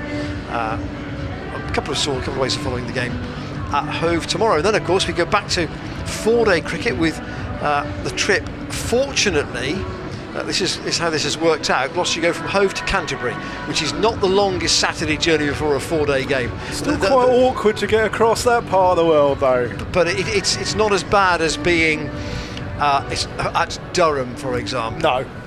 It's not the worst journey to have, and Gloucester will be down there. And again, our colleagues from Kent will be covering the game from the St Lawrence ground with Matt Cole and Ben Watts heading the commentary team there, and again Ed Seaborn will be putting the Gloucestershire point of view on that game, a very important game too in Division 1 1 of the championship. Someone said to me the other day that Kent might prepare the flattest possible pitch so that it's hard for Gloucestershire to win. Clearly Kent might want to win as well, but they certainly don't want to lose, and that game obviously from Sunday. So here Gloucestershire have got 10 overs to defend 112. Somerset on the chase, and I'd be very surprised if David Payne didn't open up from this Ashley Down road end. Obviously there are other matches going on tonight, particularly in the South Group, the London derby between Surrey and Middlesex. Middlesex 152 for 6, chasing 209 to win, so they need 57 from 27 balls, so Surrey probably favourites to win that one. Surrey have been outstanding, haven't they, Ian? And Essex are 65 for 4, chasing 156 to beat Hampshire, so they need 91 off 9. Again, you'd probably say Hampshire possibly slight favourites to win that, which would probably be a good result for Gloucestershire if they did. Just keep Essex in the middle of the table. They're 3rd at the moment. Yeah, Somerset right on Surrey's coattails, so Somerset will be wanting to win this and looking to put a little bit of a gap there, but Gloucestershire, if they win this, they go 2nd. So what an important 10 overs this is in the context of this T20 Vitality Blast. So Will Smead and Tom Banton are the openers for Somerset, and David Payne's going to open the bowling. Remember, only 2 overs per bowler, so we might actually see 10 bowling or 9 bowling changes here from Jack Taylor. This will be David Payne's last game as well before heading off with the England one-day international side. Will he play tomorrow? I would think he'd play tomorrow. Oh yes, he'll play tomorrow. But yeah, but he probably won't. He probably won't play at Canterbury. No, in the Red Bull game. Here's Payne then to the explosive Smead, and just to tuck him up, he just works that out onto the leg side, and they'll pick up a single off the first ball, and we're going to see, I'm sure, the ball being dried after every delivery now. There will be certain players will have the cloth in their pockets or tucked into the back of their trousers. Jack Taylor's at mid-on, and Tom Banter's going to take guard. Yeah, expect long on and deep mid-wicket to be in play here as well. I saw him get a magnificent 100 against Kent last year for Somerset. Hasn't got a long on out at the moment. He's got a deep square leg and a deep mid-wicket. Payne in, and that's clipped in the air and caught at short. 3rd man by Tom Smith. Banton goes. Got a bit in the wrong place to play that shot, and first blood struck by Gloucestershire. Here's a second look at it. Payne from the Ashley Down road end. It did jump a bit on him, actually. It did jump. It popped on him. Tom Smith taking the catch. Took the shoulder of the bat there. He's a little bit unlucky there, Tom Banton. Goes for a golden duck. And here is Riley Rousseau. Coming in at number 3. He and Lammonby are the left-handers in this top order. And whether Lammonby will be used at 5, which is where he normally is, if they get that far. Tom Abel will be due in next, but Rousseau has, as we said, been in sparkling form. Jack Taylor just making sure those in the field know that they're mentally switched on here. So Rousseau to face Payne for the first time, and he's done a big heave at that. Try to knock that out of the ground. First up, attacking the short boundary. You saw what Hammond did earlier, and didn't wait for a sighter there.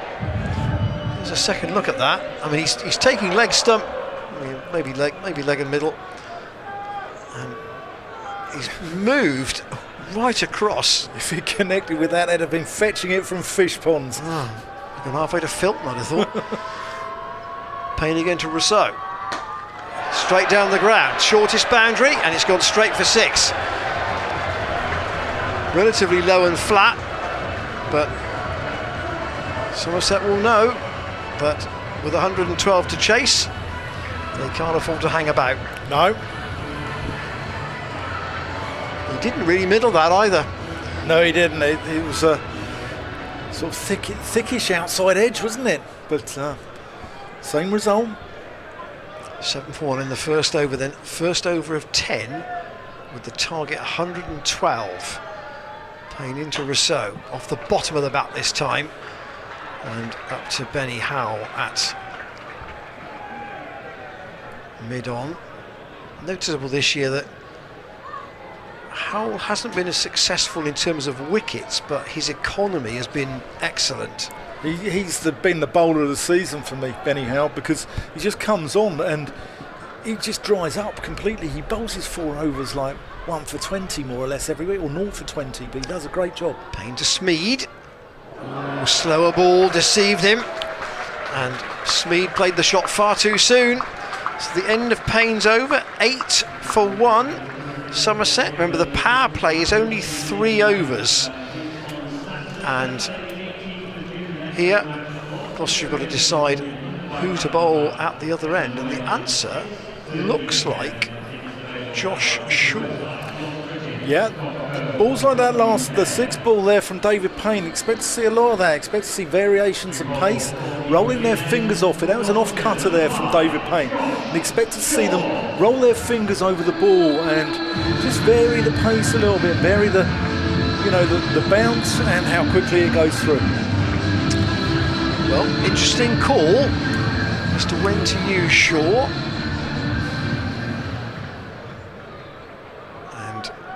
He's coming in from the pavilion end towards us. Here he comes to Rousseau, and that's gone up in the air. That could be out. It's up in the air. It's out. Rousseau's gone. That's a massive wicket. Glenn Phillips, the man out deep mid-wicket. Big hoik from Rousseau. And that's his lowest score of the season, and that is a huge, huge wicket for the hosts. It's a big hit, but Phillips set himself and then joined the celebration with the spectators in the Kennington Avenue side of the ground. He's been a safe pair of hands in the deep for Gloucestershire. It's very difficult when you're chasing 112 like this, as Somerset are doing. It's very, very difficult to actually bat properly, isn't it? And sometimes you just get obsessed with whacking the ball out of the ground. And here's Abel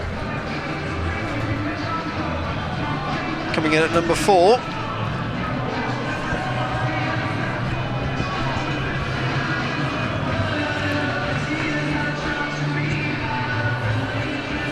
Yeah, Tom Abel, if ever a captain's innings was needed. Here's Josh Shaw into him. Actually, it's Smeed, isn't it? No, it's not, it's Abel.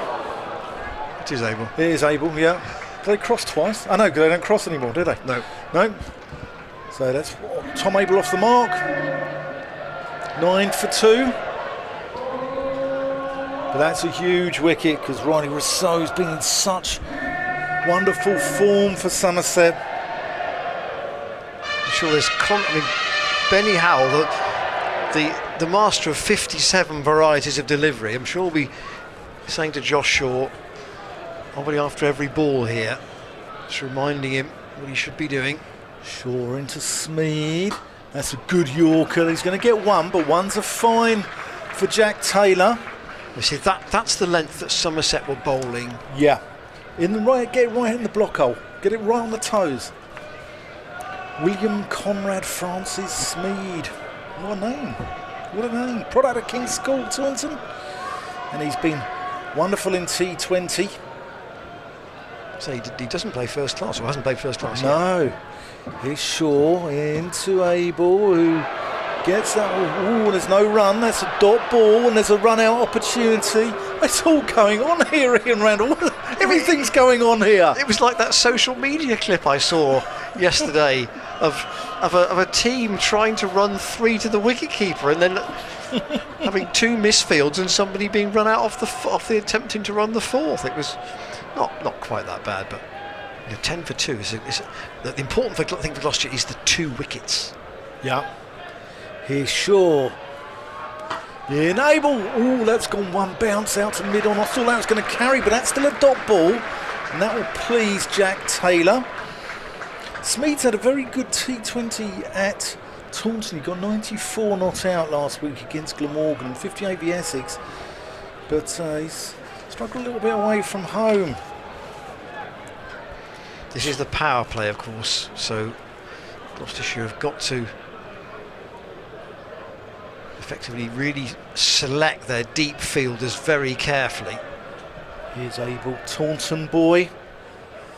That's in on the leg side, full toss, which he works away behind square. He got a brilliant 100 here in the county championship, and he was very strong through that area. Works it back with a square very well. Doesn't miss out on anything loose. And Tom Abel's been around. He's played for Brisbane Heat and played in the Pakistan T20 League as well. And he's a wonderful, wonderful cricketer. He's the first Somerset captain that's come through via their academy. So Payne's 1 over,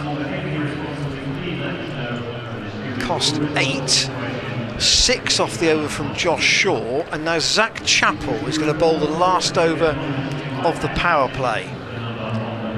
It suggests that we may see the ball was effectively used in single overs here, because it keeps the batsman guessing. Here's Chappell from the Ashley Down Road end. Short, pulled away on the bounce. Well, just a hint of a misfield by Phillips, but he gets the throw in, and there'll be 1 to Will Smeed. And Chappell, obviously by and large, played probably more white ball cricket than red ball cricket at Notts. So again here, if it's not pace off, it will be pace variation, I suspect. Tom Abel waits for him. Outside the off stump, and that could be caught. It is! Chopped away to Ian Cobain at point, and Abel goes, and Somerset are 15 for 3. It wasn't the best ball from Chappell, truthfully, it was pretty short. But Abel just backed away and almost like catching practice, straight to the fielder.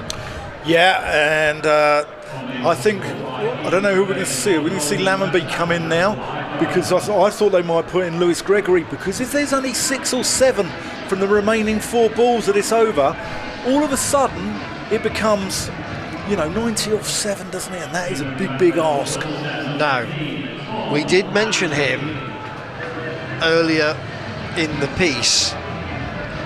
Lammonby was a real thorn in Gloucestershire's side last year, and they know what he is capable of doing, albeit that was at Taunton. And here he hasn't got long to have a look at what's going on. Chappell to the left-handed Lammonby, and tries to scoop it over Bracey, and that's going to go all the way for 4. That's a clever cricket shot, that is. Lammonby, safest place to hit it in the power play, or almost at any point actually. But Lammonby knows what's necessary here. It's a boundaries game. Somerset aren't going to get these in singles.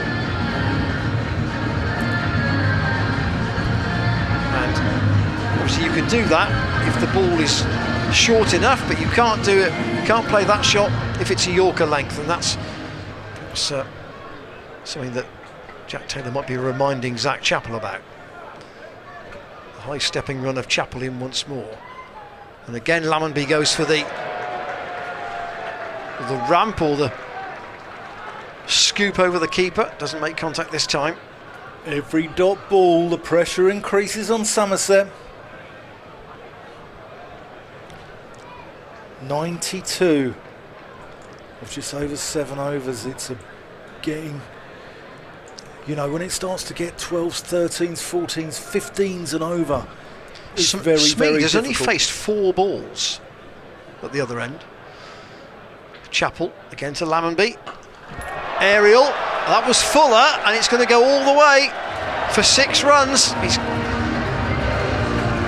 got good contact on that, and it's, you can see just by one of the fast food outlets there in the corner at long on, that's the shorter side of the ground, and full value for that for Lammonby. It's nearly a Richie Benno moment. It was nearly into the confectionery stall over there. Again. Yeah. Howell and Smith are going to have important roles for Gloucestershire here. This is the last over of the power play. 11 off it at the moment, and a wicket. Chappell again to Lammonby. Slower ball, and he's missed the read that completely. So, not a disastrous over for Gloucestershire. 25 for 3. They've taken in a wicket in each of the first 3 overs. The power play is now complete. Chappell's over cost 11, and Lammonby has got his eye in to some degree here, and Gloucestershire must be wary about that. Shaw is going to bowl his second over from the far end. Interesting use of tactic here by Jack Taylor. Yeah, Zach Chappell there, just bowling the last balling over into the pitch, rolling his fingers again, bowling the off cutter, and having a little word with Tom Lammonby as well. This West Country derby's on fire, a little praising his technique. Anyway, here's Josh Shaw, and that's gone up in the air, and that could well be out. No, he's got it. Oh, he's got it right into the middle of about 4 players, and he's going to scramble at 2. Will Smeed. Oh. He couldn't have placed that any better. He's hit it miles up into the air. Shaw has gone running back to sort of where a mid-on would be. Long-on's come running in, and neither of them could quite get there. Yeah, Taylor and Cobain are out at long off and long on now, so the power play being through, Gloucestershire can go a bit more defensive with their field. Here's Shaw looking to get one into that block hole. Smeed's going to swing here, and that's gone up in the air as well. David Payne, no, it's Phillips under it, and it's out. Is it a no ball? Is it a no ball? No, Smeed's got to go. Umpires are chatting. They're just having a chat. It's Ryan. No. It's Higgins with the catch. Ooh, tight. That was close. Let's tight have a look on the at rerun. Let's have a look at it on the replay again, if we can. Have another look at it. It's got to be borderline, this one. Remember, the ball's got to be above waist height. That's not the trouser belt, that's slightly higher than the trouser belt. Let's have a look at it.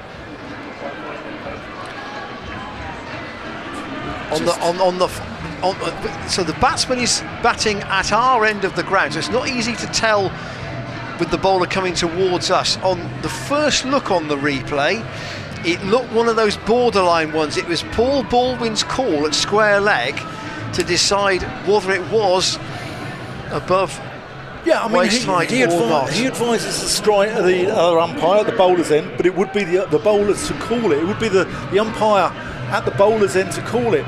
Anyway, here's Lewis Gregory, and he'll be looking to pepper the boundaries here as he did in the 4-day game.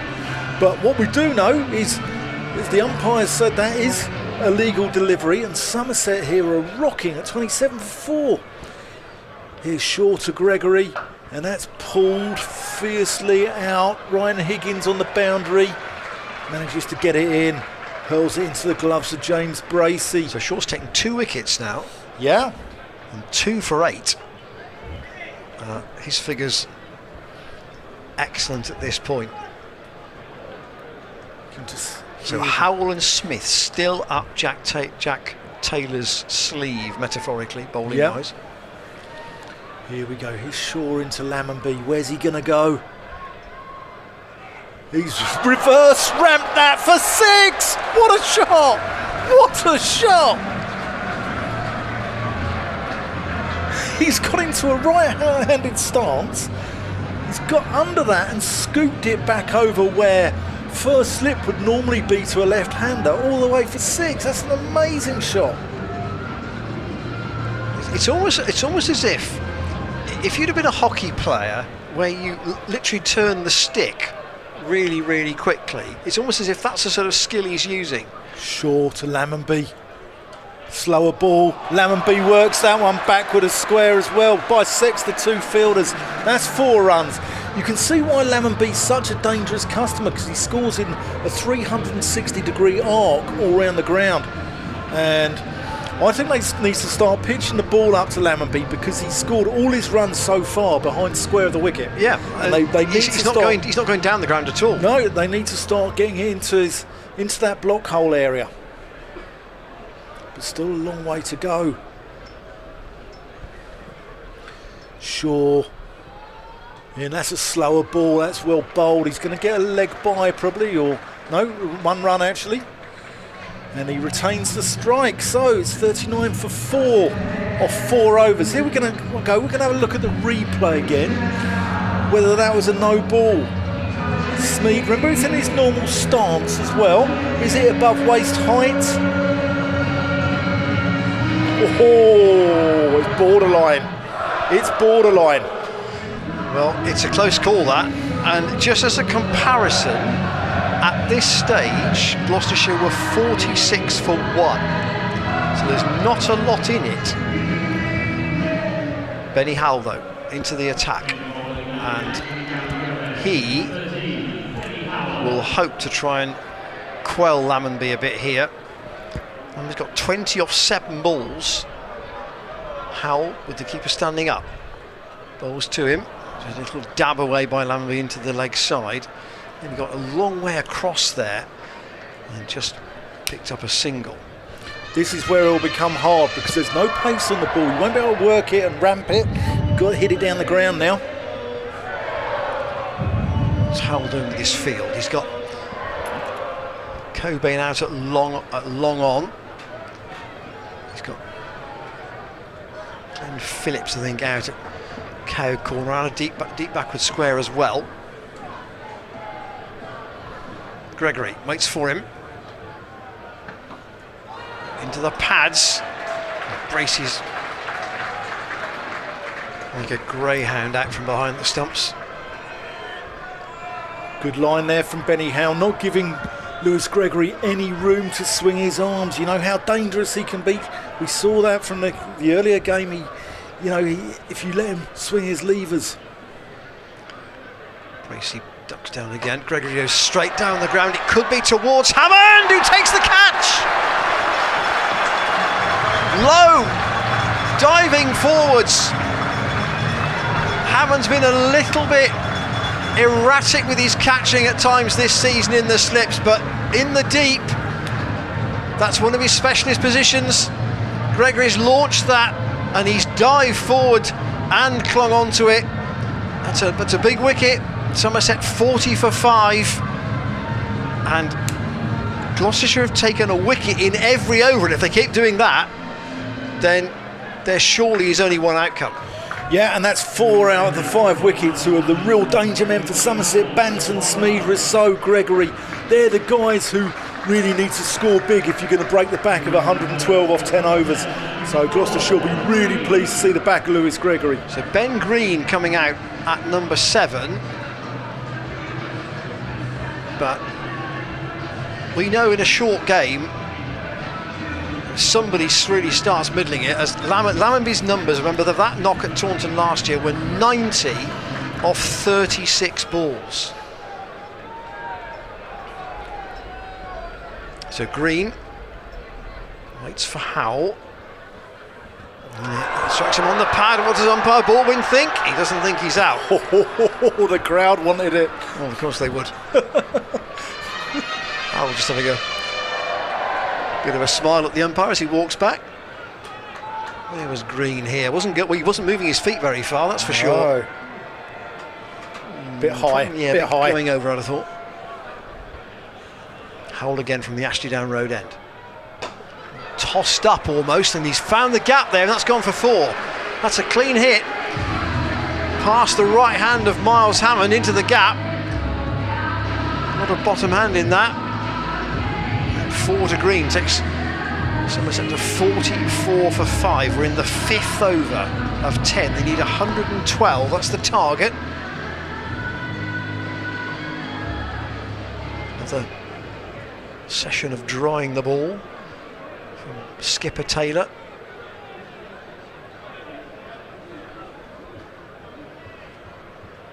Howell off a stuttering kind of run. It's dabbed away by Green. That's beaten the man at short third man. It's going to go away between Payne and the chasing figure of Chappell, and for 4 more. Oh, that was well timed. Deft. So 2 good boundaries from Green at the end of that over. 9 from it. 48 for 5. Somerset. Gloucestershire was 61 for 1, obviously, at this point when the rain came. But there was a clatter of wickets after that. And this is the middle area of the game, Dan, where you've been saying that Smith and Howell have been so effective so far, and they're going to be bowling in tandem again here. Yeah, they are, and it's going to need something very special from Somerset here. To 64 needed off 5. Someone's got to, they've got to have a big over. They need a 20 over, don't they? They need 1 over of 20 here. Probably. Smith will be doing his best to make sure this isn't this one. Yeah. Here he comes in, left arm over the wicket, bowling to Lammonby, who nurdles that one. They're only going to get 1. David Payne cleans up down at short third man. Well bowled Tom Smith. 49 for 5 off 5.1. Gloucestershire can afford ones. They won't mind ones. They just need to cut the boundaries off. The Green's really not had a bat in this tournament so far. Crowd enjoying themselves here. The home crowd. Can hear the Gloucestershire la-la-las going from the stands below us. Just look at his numbers last year. He made a few handy contributions, but batting down the order, you don't often get very long, do you? No. And he hasn't got long here either. No, he can't exactly play himself in. Here's Smith bowling to Green, and he plays that one out. Oh, that's well fielded. Jack Taylor slips there. Oh, I think he might have hurt himself. Oh, Gloucestershire won't want that. That's their skipper. He slipped there. He went one way, and he's gone diving away. And it looks like his shoulder. Well, he won't want that, because they won't want him off the pitch, because he's been very, very good in this Vitality Blaster skipper. He's skippered it intelligently. He's used his bowlers very, very well. He's got his fielders in the right place. And this here at Bristol is a very, very hard place for people to come. As Smith comes into Lammonby, and that's Taylor with the catch. Lammonby's gone, and that might be the Somerset game. Massively in trouble. Lammonby goes for 23. That's really, really well bowled from Tom Smith. He saw Lammonby was going to reverse, so he's put it outside what was his leg stump, and he's hit it. Hasn't got all of it. It's too wide for him to hit into the mound stand, and he's just pumped it up to what would be short extra cover, or if you're reversing, goes out to mid wicket. Even I'm confused now, Ian Randall. And it's a fantastic bit of kidology there from Tom Smith. Well, that might be the game. 50 for 6. Should tell you that Surrey have beaten Middlesex by 20 runs at Lords, and Hampshire look like they're going to beat Essex. Essex need 43 off 3 overs, and they've only got 4 wickets left, so looks like Hampshire are going to win that one. So this would be a good night for Gloucestershire all round if they can close this out, with the leaders Surrey going on their merry way at the top, but potentially sides around them. As we thought, Van der Merwe's going to come in. Here we go, Smith to Van der Merwe. Reverses, and he's only going to get 1. Josh Shaw there tidies it up, throws it in. Rather untidily into James Bracey. Fair play to both teams, actually. It's been not an easy night for fielders with a wet ball, but some of the catching's been really good. Been really, really good. And both sides practice these skills, don't they? You can see. Both got very good coaches. Jason Kerr at Somerset, Dale Benkenstein at Gloucestershire. Both hard men. Here's Smith to Green. Just has a little skip around the umpire, doesn't he, Smith? And that's gone down the ground, and that's beaten the two fielders there. It's gone straight enough to get in between the long off and long on, get in between Cobain and Hammond down there. And he's got 4 runs, and that was much, much needed from Somerset. So, last ball the over, will be 57 off 4. That rate starting to creep up to 15, which then becomes almost impossible in my eyes. Every Gloucestershire bowler has a wicket at the moment. Yeah, Smith, here he comes. And that's gone up in the air, and that is going to be caught and bowled. Probably Tom Smith's under it, and that is gone. And that could well be that. That's the end of Ben Green. Well, Smith's picked up 2 wickets in this over, and he's taken 2 for 8. Josh Shaw's taken 2 for 20. There's been a wicket each for Howell, Chappell and David Payne, who opened things up. And we say it sometimes in 4-day cricket, don't you? Scoreboard pressure, even on quite small chases, can be awkward. It's the same here, isn't it? Because Somerset have had literally no time at all. And you go back to that Miles Hammond over at the start of the evening. That's proved a big 5 minutes in the night, hasn't it? It broke the hearts of the dragon or the wyvern or whatever Somerset, you know, that mythical creature is on their badge, because Miles Hammond it took the game, it set the tone, didn't it? And it took the game away from them from ball 1, and it got the crowd going. And it's very, very hard place to come at the best of times, Bristol, for opposing sides. Goldsworthy hasn't come in yet. That's really strange to me. And he's not come in now because they've sent in Josh Davey. He's at the non-striker's end. And works away by Howell. Off Howell, I should say, into the leg side.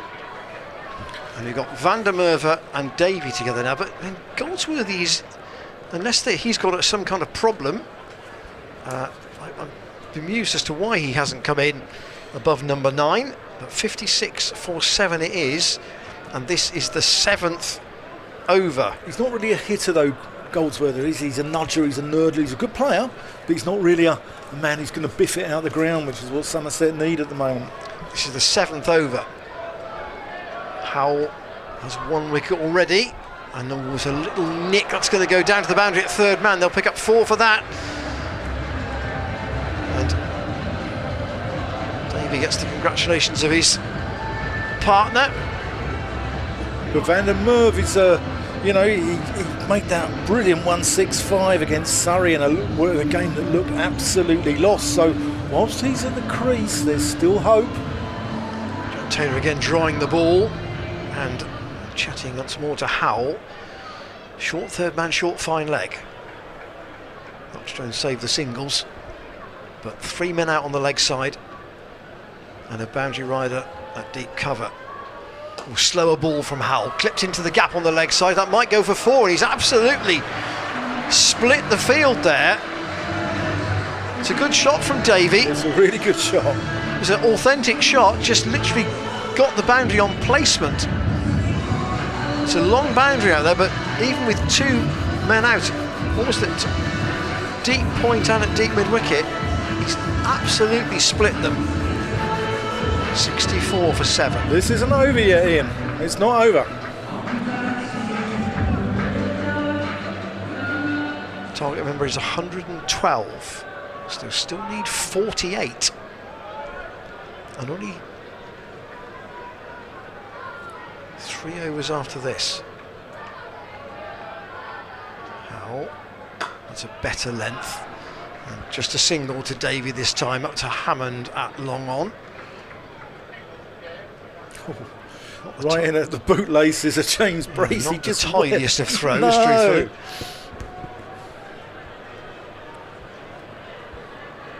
truthfully. 48 off 24.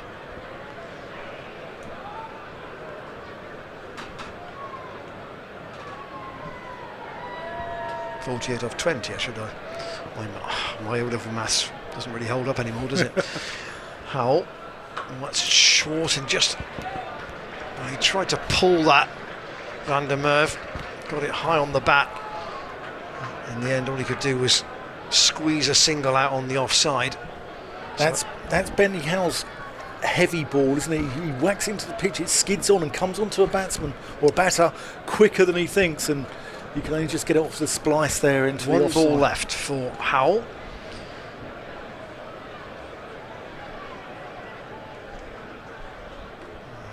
Worked fine, but straight to the man at short fine leg. They'll take one because Shaw is right on the edge of the circle there. So the end of Howell's spell, 2 overs for 21 and 1 wicket.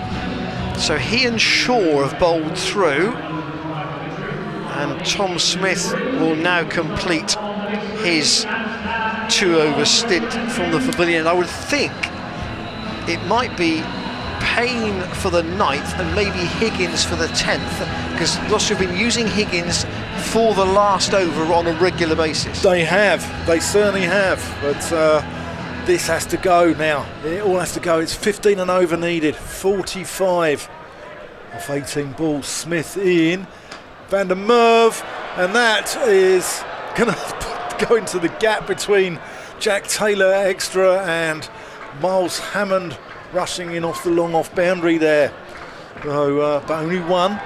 Gloucestershire will be happy with that. So Gloucestershire from here scored 21 in the last 3 overs. But they were 80 for 3 at the time. Smith in, and that has gone, that's gone up in the air, and that's going to be 6 runs. Big shot. Roelof van der Merwe. Is this game still alive, Ian? Well, it shouldn't be. But Cobain slipped there right on the boundary, but he wouldn't have got it anyway. It was too long for him. Well, unless he'd run up the changing room steps. Here we go. Tom Smith. Crucial delivery here to Van der Merwe. And he's got hold of that one as well. That's gone into the mound stand. Almost, a great catch by the man sitting at the back of the mound stand as well. And that's 13 off 3 balls. What a catch! He might look like the Milky Bar Kid, but he certainly pulled out all the stops with that one. He's given him out as well. Oh, we don't want to see that. We don't want to see that. There's 2 big blows from Van der Merwe. You said about 1 big over. Yeah. They still need 32. 2 overs after this. Smith's got to fire this one outside the off stump. Surely that's where he's got to go. Van der Merwe's going to second guess him. He's got hold of that one as well. That's gone down the ground. That's gone for 4. Oh, the Somerset fans in the crowd have suddenly found their voice again. This game never fails to amaze me. What a finish we've got lined up here. Still 2 balls to go. Roelof van der Merwe's got this down to 28 or 14 balls. Oh! So Smith has gone 6-6-4 here. Bowling with a wet ball. And Van der Merwe has only faced 6 deliveries for his 19. Here's Smith into him, and Van der Merwe is looking for 2. He runs the first one fast. No, he's not going to go for it. There's a bit of a wild throw there in from Zach Chappell, looks like, there on the boundary. So just 1 ball left, and Ben Green. In a strange way, Davey will be quite. He'd like a 4 here ideally, because he can keep Van der Merwe on strike. Yeah. Or a 2. Basically an even number from his point of view. Yeah. 27 needed off 2. Smith. Oh, and he's missed it. That's a dot ball. Oh, and it was a full toss. It was a slow, floaty full toss outside off stump. Davies tried to reverse it down to 3rd man, and he's really missed out there. So Smith 2 for 2 for 25 from his 2 overs, and it will be Payne 27 off 2. So at this stage, Gloucestershire were 90 for 3, and Somerset are 85 for 7. It says the wickets are irrelevant from a Somerset perspective. They had 10 wickets available. They've got down this far, and 27 off 2 is probably closer than Gloucestershire would have expected 3 overs ago. Brilliant from Roloff van der Merwe. He's given his side a chance here. Well, this feels like a big night for Gloucestershire, bearing in mind what's happened elsewhere with Surrey winning, and so they've beaten Middlesex and Hampshire have beaten Essex. So both those results have fallen Gloucestershire's way. Can they do their own bit of the bargain? Payne around the wicket. Slower ball again. Van der Merwe wants 2 here. Hammond's coming in from long on. They'll keep him down to 1. That's what they want. Good cricket. Miles Hammond off that boundary very quickly. Sprinted in. Could see what Van der Merwe was trying to do there, couldn't he? Yeah, Van der Merwe, it's kind of an obvious thing to say. They're not going to get these in 2s now. It is going to be about the power hitting. Yeah. What has Davey got in his locker? Payne, I think will be pace off again. Around the wicket. And that one's a bit shorter, and Davey's got that away, but off his hip down to fine leg, and again it'll be a single. But Van der Merwe back on strike. 10 balls to go, and they need 25 to win.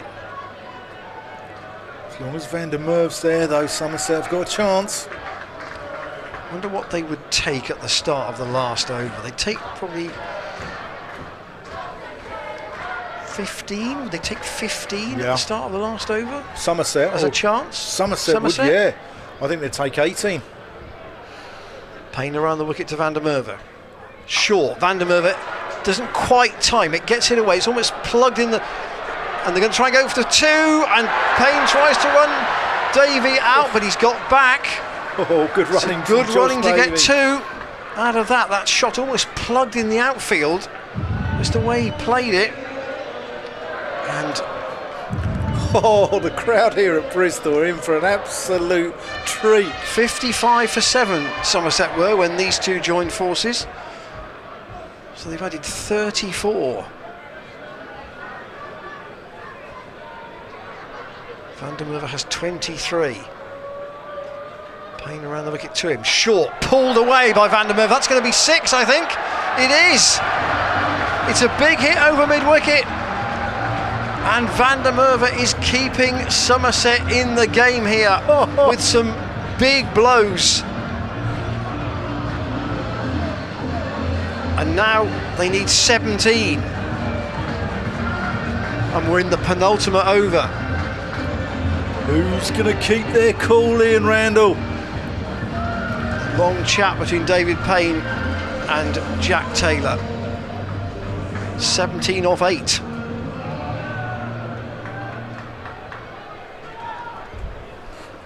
Van der Merwe has 29. Payne again around the wicket. It's cut away and it's beaten Chappell. It's going to go for 4 past him, out towards the boundary at backward point. And Van der Merwe is producing as Lammonby did last season at Taunton, almost a one-man display here, which is not only keeping Somerset in the game, it's threatening to win them the game. 14 off this over already. We said Somerset bat deep, didn't we? And this goes to show how deep they go. This is absolutely brilliant from Roloff van der Merwe. 45 off 3 overs they needed. Payne in. Van der Merwe there could be a run out here, and they might even run 2. Payne's attempted to side foot the stumps, he's missed, and it's the end of the over. 100 for 7. They need 12 off the last, and the last 2 overs have produced 33. Oh, the sweet Carolines are flowing. And it will be Ryan Higgins. Ian Randall, where's your pocket money? I think my pocket money is on Somerset. I think so as well, as long as Van der Merwe is there. I mean, he could get isolated at the wrong end, but he's manufactured the strike. So he's got 33 off 11 balls. 34 off 12. 34 off 12, sorry. Yeah, but what an innings this has been. I mean, Somerset were dead and buried. But, you know, they do have that depth in their order, which has been crucial to their success in recent years in the county championship as well, isn't it? Because they've struggled, and then someone like Craig Overton will come in at 8 or whatever and whack runs. And it goes to show they just bat so deep. They're all on the balcony, all his teammates. Here's Ryan Higgins for the last over to Van der Merwe, who's got that into the leg side, and that goes for 4, first ball. He walks down the wicket, turns it into a full toss. This is genius. What an innings this is from Roelof Van der Merwe. I mean, from 55 for 7, they've absolutely just dumped Gloucestershire on their backsides, haven't they? They massively have. I mean, it's just, you know, sometimes you just... Gloucestershire haven't really done a lot wrong either. Sometimes you just have to doff your cap to the opposition and say, this is an absolute innings brilliance, and it's how to take a game away from someone when you look dead and buried as well. Roelof Van der Merwe, take a bow. But it's not done yet. 8 needed off 5 balls. Here's Higgins in to Van der Merwe, and he's got that one away for 6. Puts him on a 44, 2 needed. Oh, Roelof Van der Merwe has just played an innings here which has broken Gloucestershire hearts. 40 for 5, 50 for 6, 55 for 7. They would have scored 50, well, they've doubled the score in 3 overs and 2 balls. Yeah, the men coming in now as well. Well, I think well, it's two off 4 balls. Yeah, they've got to bring the men in. It needs a miracle now from Ryan Higgins. That was his 4th 6, by the way. Yeah, it's just, you know, it's been a really, really good innings. Here's Higgins in to Van der Merwe. And that goes over the top of the covers. That's going to be 4 runs. Roelof Van der Merwe. What an absolute gem of a knock there. He's got his side out of jail. Somerset win by 3 wickets with 3 balls to spare. And sometimes, Ian, you just have to acknowledge brilliance. Almost disbelief, isn't it? Because I don't know what it is about these derbies, but Somerset always seem to pull something out. Somebody who hasn't been in form or hasn't really done much in the season always seems to step up to the plate for them. And tonight, you know, Gloucestershire took a wicket in each of the first 6 overs, and Van der Merwe has come out at number 8 in the order, and he struck 48 off 15 balls with 4 4s and 4 6s. And he's attacked the boundary, but he's attacked the short boundary by and large. There's been some decent placement, but it's not as if he's offered a chance where Gloucestershire have, you know, put that down. He's just absolutely got his eye in, and everything's gone.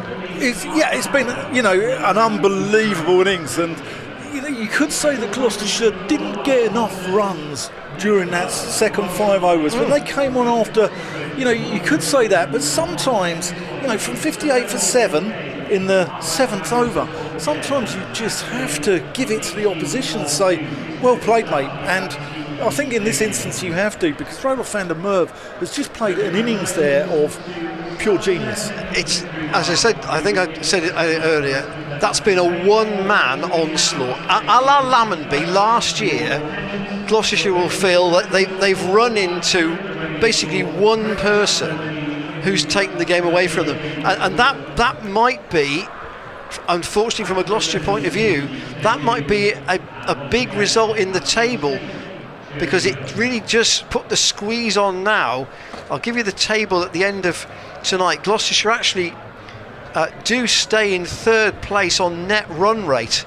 They do go up a place on net run rate, but the table is really tight in the middle. So Surrey have 13, Somerset now have 10, and then Gloucestershire 7, Essex 7, Hampshire 6, Sussex 6, Gloucestershire play Sussex tomorrow.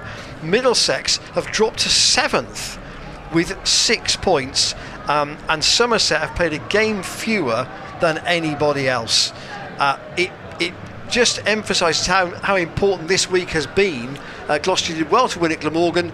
They've now got to go to Hove tomorrow and try and respond to the disappointment for this, because 15 minutes ago, I must confess, I thought Somerset were out of this. So did I, and it's just been an unbelievable knock. I know we're paid to speak here, but sometimes you're left speechless. And no, that was a really, really good innings. And the Somerset card looks a very, very odd affair. Top 4 batsmen all out in single figures. Lammonby made 23. Before he was out. His runs chiefly scored behind the wicket rather than in front of it. And when Gregory was out, caught by Hammond, we thought that might have been it. But Roloff van der Merwe had other ideas. There he is, down at number 8 in the order, 48 off 15 balls. Look at the strike rate. 320. Now, he is a man who over the years has made 10 50s in T20 cricket. That wasn't a 50 today, but it will probably mean as much to him as any of the others because of the impact it had on the game. The Gloucestershire bowling pickers: Payne 2 overs 1 for 23, Shaw 2 overs 2 for 20, Chappell 1 over 1 for 11, Howell 2 overs 1 for 21, Smith 2 overs 2 for 25, and Higgins 14 off 3 balls, as Somerset literally raced to victory. 67 for 7 they were with 3 overs to go, chasing 112, and Dan and I are both shaking our heads in disbelief that they've got there with 3 balls in hand. It's been a crazy night. Jack Taylor's got a massive job on his hands now to pick up his troops and go and get a result at Hove. It's not all over. Gloucestershire are 3rd in the table. They can go and get a result over at Hove, and Somerset have still got Surrey to play, haven't they? I think they've got Surrey. They got them just once, I think, like Gloucestershire. Gloucestershire have only got Surrey once, and they've already played them, so they're out the way. So. But as I said, anyone is capable of beating anyone, and T20 cricket never fails to amaze me. And what we've seen tonight is an absolutely amazing knock there from Roloff van der Merwe. Yeah, it's one of those ones where there'll be a lot of people almost going home. Well, Somerset supporters will be going, I'm very, very happy. The Gloucestershire supporters will be wondering how Somerset have won that game. But they have, and there's going to be a lot of musical chairs in that table over the second phase of 7 matches. But of course, by and large, some teams will not play again for certainly a week, because there's a round of championship matches which start on Sunday. But Gloucestershire aren't in that group. They play tomorrow, and they've really got to go to Hove and try and win. Thanks to Jake and to James on the camera work tonight. Hope you've been patient and stayed with us for what has been a remarkable game. We'll be with you again on Saturday week for the home game. It's a Saturday evening home game. That's on the 18th. Against Hampshire. Yeah. Do join us for that. But in the meanwhile, coverage, of course, continues of the games with tomorrow's match on Sky Television, and also available, of course, on an audio feed from the BBC Sport website. And then the championship game will be back on the stream on Sunday with our colleagues from Kent doing all the camera work. Thanks for your company tonight. I think Dan and I will drive home with a lot to think about. Different cars, of course, in different directions. But anyway, pleasure to be with you tonight. Hope you've enjoyed it. And we'll see you again on the 18th. Cheers for now.